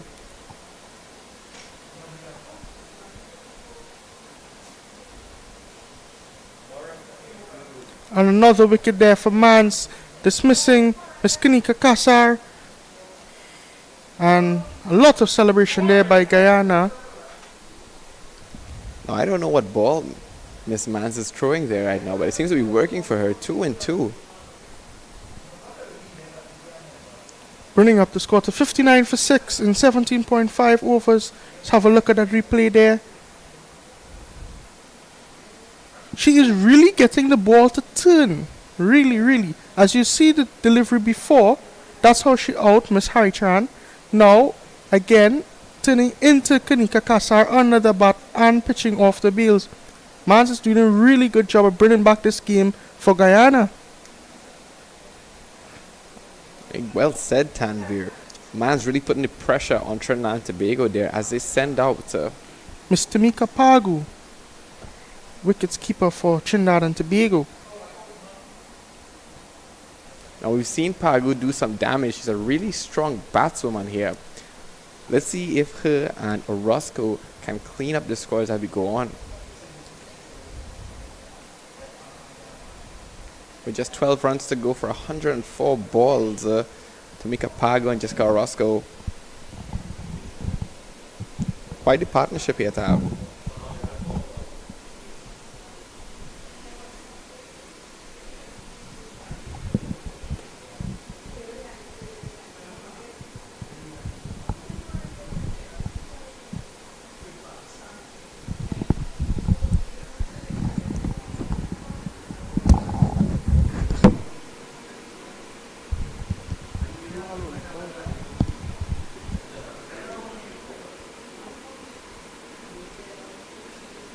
Stanley Mans playing to Pagu there.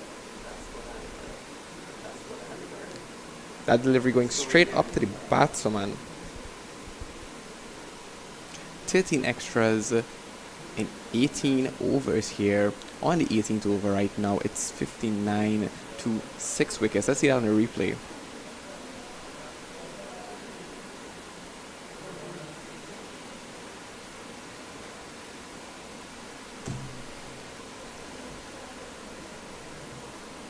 A lot of appeal, but not given by the umpire.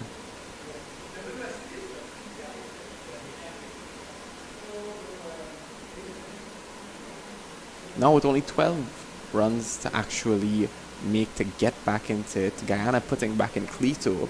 Trinidad and Tobago could play the safe approach to keep Guyana one by one, methodically, defensively, playing those games smart here because now they only have 4 women inside to pick up the batting.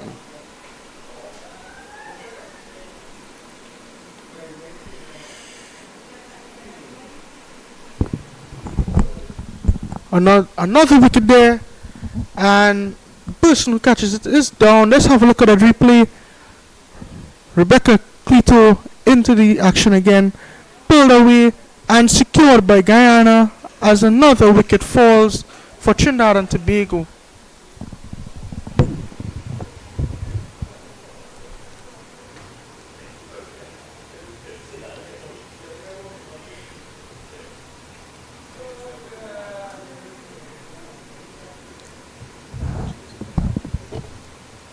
Up to bat right now for Trinidad and Tobago is Chelsea Sukram, 59 to 7 wickets there. Guyana coming in really hard with those wickets in these last few overs right now. The bowling from Guyana doing a great job here. Rebecca Cleto getting 2 wickets for 12 runs last time.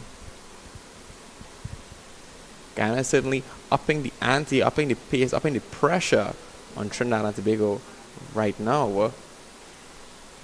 And with just 12 runs to go for 101 balls, let's see what Guyana can do to actually secure this match. They have a real chance here.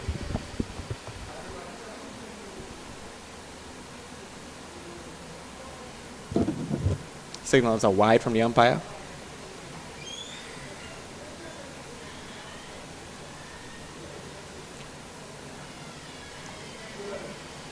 Rebecca Cleto with an economy of 4.11.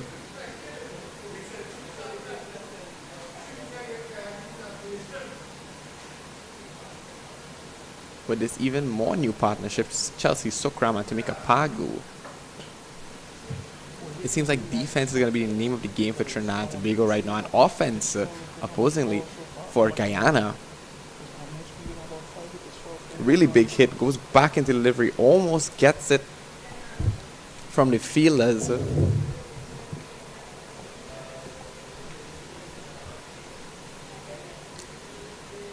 Trinidad secures a single there.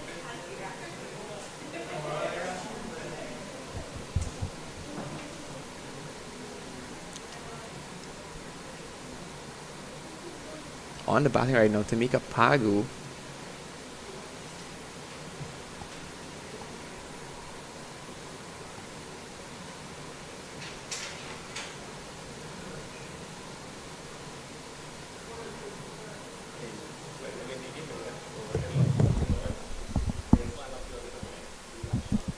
Given a wide there by Rebecca Clitu, but Guyana doing a really good job of bringing back this game with just securing 4 wickets for just 2 runs. Brilliant defense there from Miss Tamika Pagu.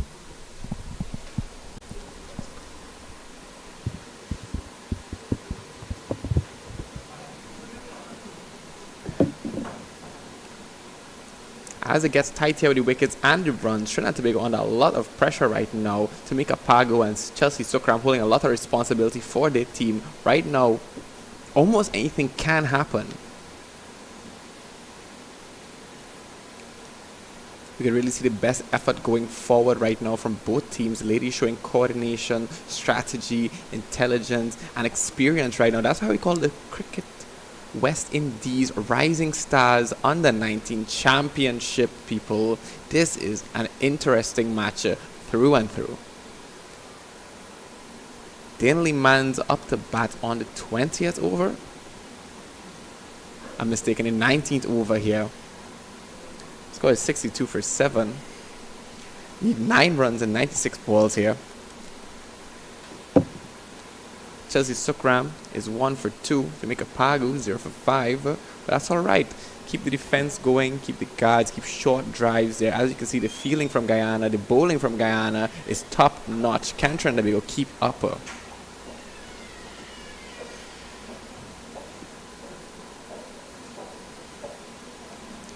Danley Mans taking 3 wickets so far on 15 runs. She's shaping up to be a really great bowler in the future. Getting those deliveries right up to the bat.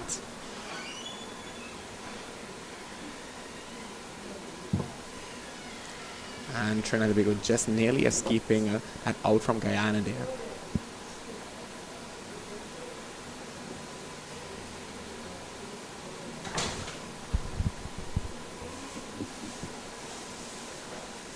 We see Mans putting the pressure on, scanning the field, making sure her fielders can back her up. Like she's going in for another out.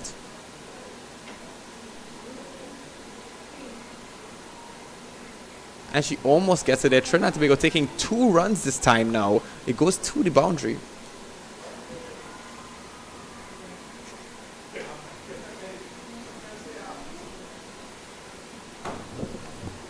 That's a 4 right there, secured by Trinidad Tobago. Let's look at this again. On the run up, she tries to find that same gap. Delivery goes straight up, misses the wickets keeper, goes straight down. Fielding wasn't quite prepared for that. Trinidad tries to take 2 and it goes straight to 4.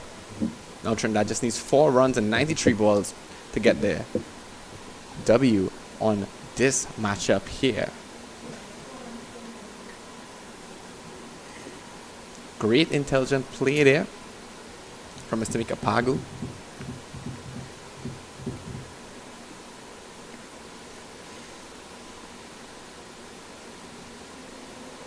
That run was cancelled by Trinidad and Tobago. They didn't quite get far enough down the field.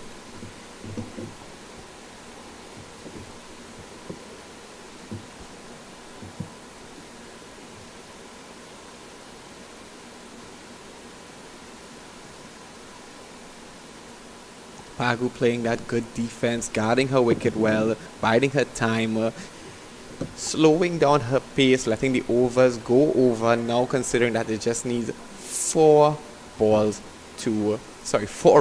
to actually make that win secured for Trinidad and Tobago.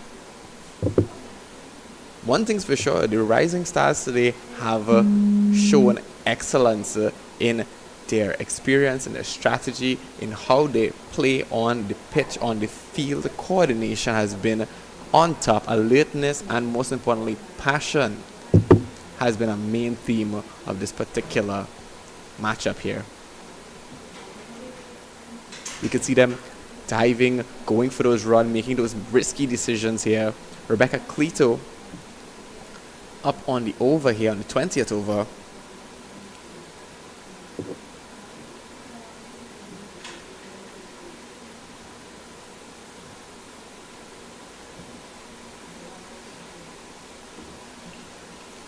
Cleto taking 2 wickets. Mans taking 3. Pretty good bowling, really good bowling here from Guyana. As Chelsea Sukram runs up into it, almost gets the wicket from Guyana there, and then make the single run easily. See that replay there. See, she steps up, doesn't do too much, but calls for that run early, and just from the feeling, just nearly misses it. She has to slide her bat and go into her crease easily. 3 runs to go now and 88 balls. Tamika Pagu up to bat against Rebecca Cleto. Rebecca showing skill, showing restraint, showing versatility in her delivery here.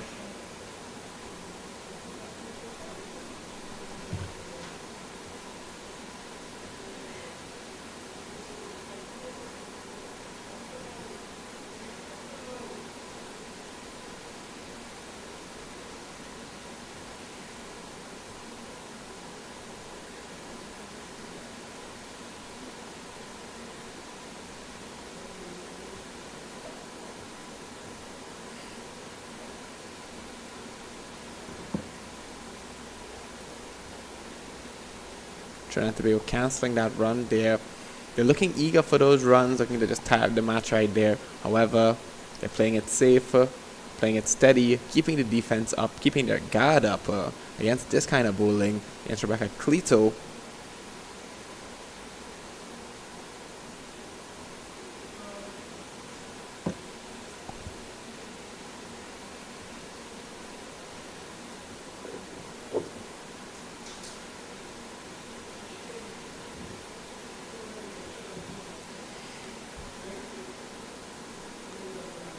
Good defense from Tamika Pagu.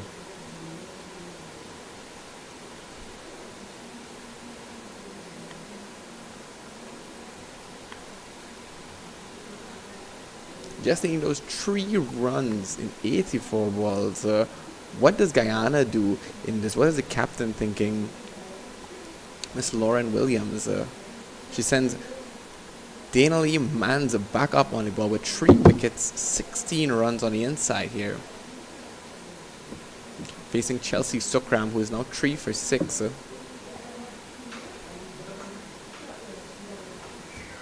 And now Trinidad in need of those 3 runs.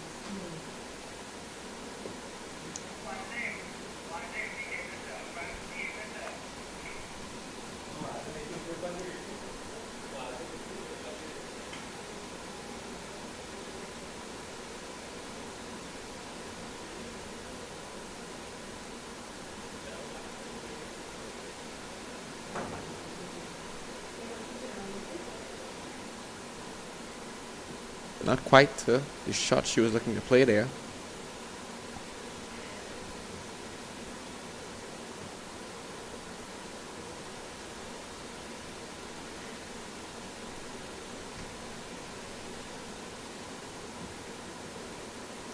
Danielle Man 6 are really controlled and very controlled, I would say, rhythm towards her bowling. She makes sure to line up her delivery, take her time, get her bowling in order to deliver a clean straight up to the bat, and Trinidad Tobago makes that one on the single there. Bounces the stump. However, I do believe that Miss Pagu was cleared there. Let's watch it again. It goes out, gets in back by the fielder, and taking it really slowly there. By the time she brings it back to the wicket, Trinidad Tobago's already inside.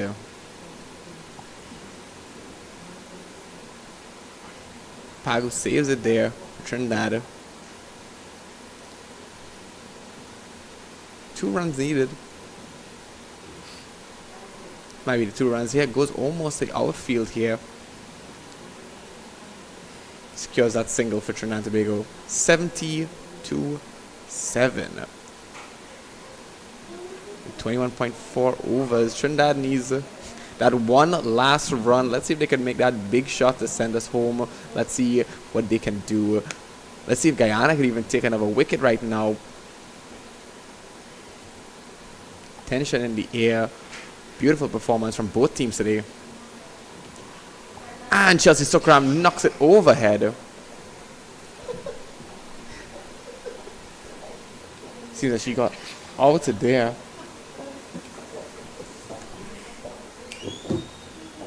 Let's look at the replay again.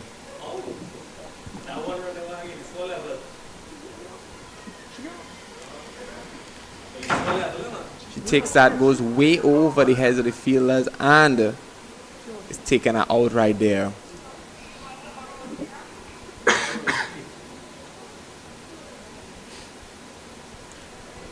Sent into bat from Trinidad Tobago is Kiera Superville.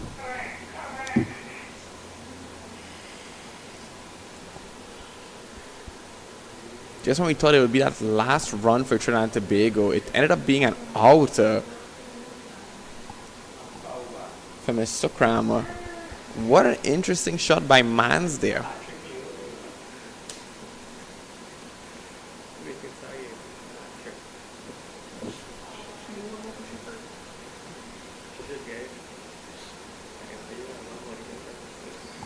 Kiera Superville on the strike right now. Can she keep up with the pace of Danielle Mans? As you see, she's getting 4 wickets right now for 18 runs. Danielle Mans showing proficiency on the ball right now. I agree. I do go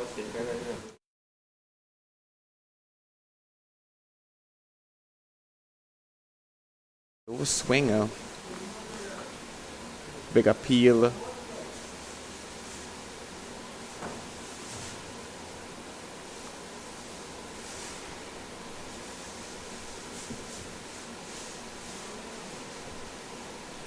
Meg's rush to the field right now. I'm going to replay on that too.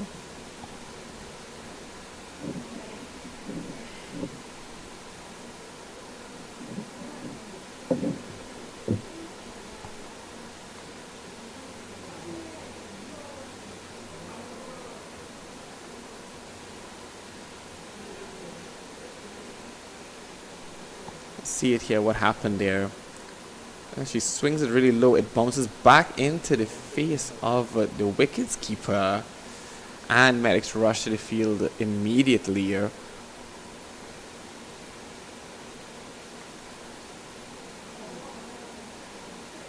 You see the umpire calling for the medics there.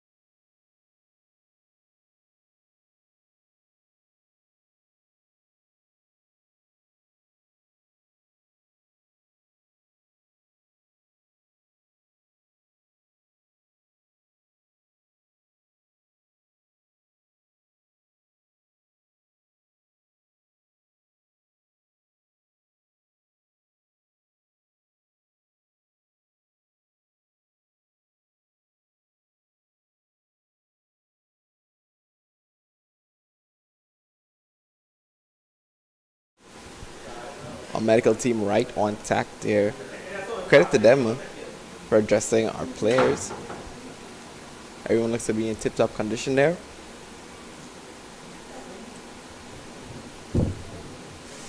As Rebecca Cleto comes in for the rest of her over.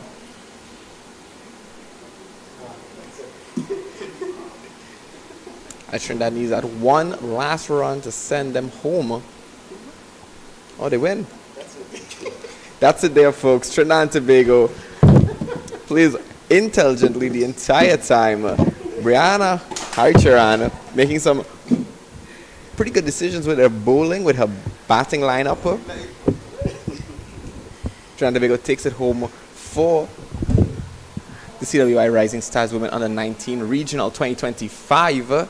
It's been a lovely day in cricket. Indeed, we've seen proficiency in the batting, in the bowling, in the alertness, in the teamwork, in the coordination, in decision making, in the strategy from both teams today, from both Guyana and Trinidad and Tobago.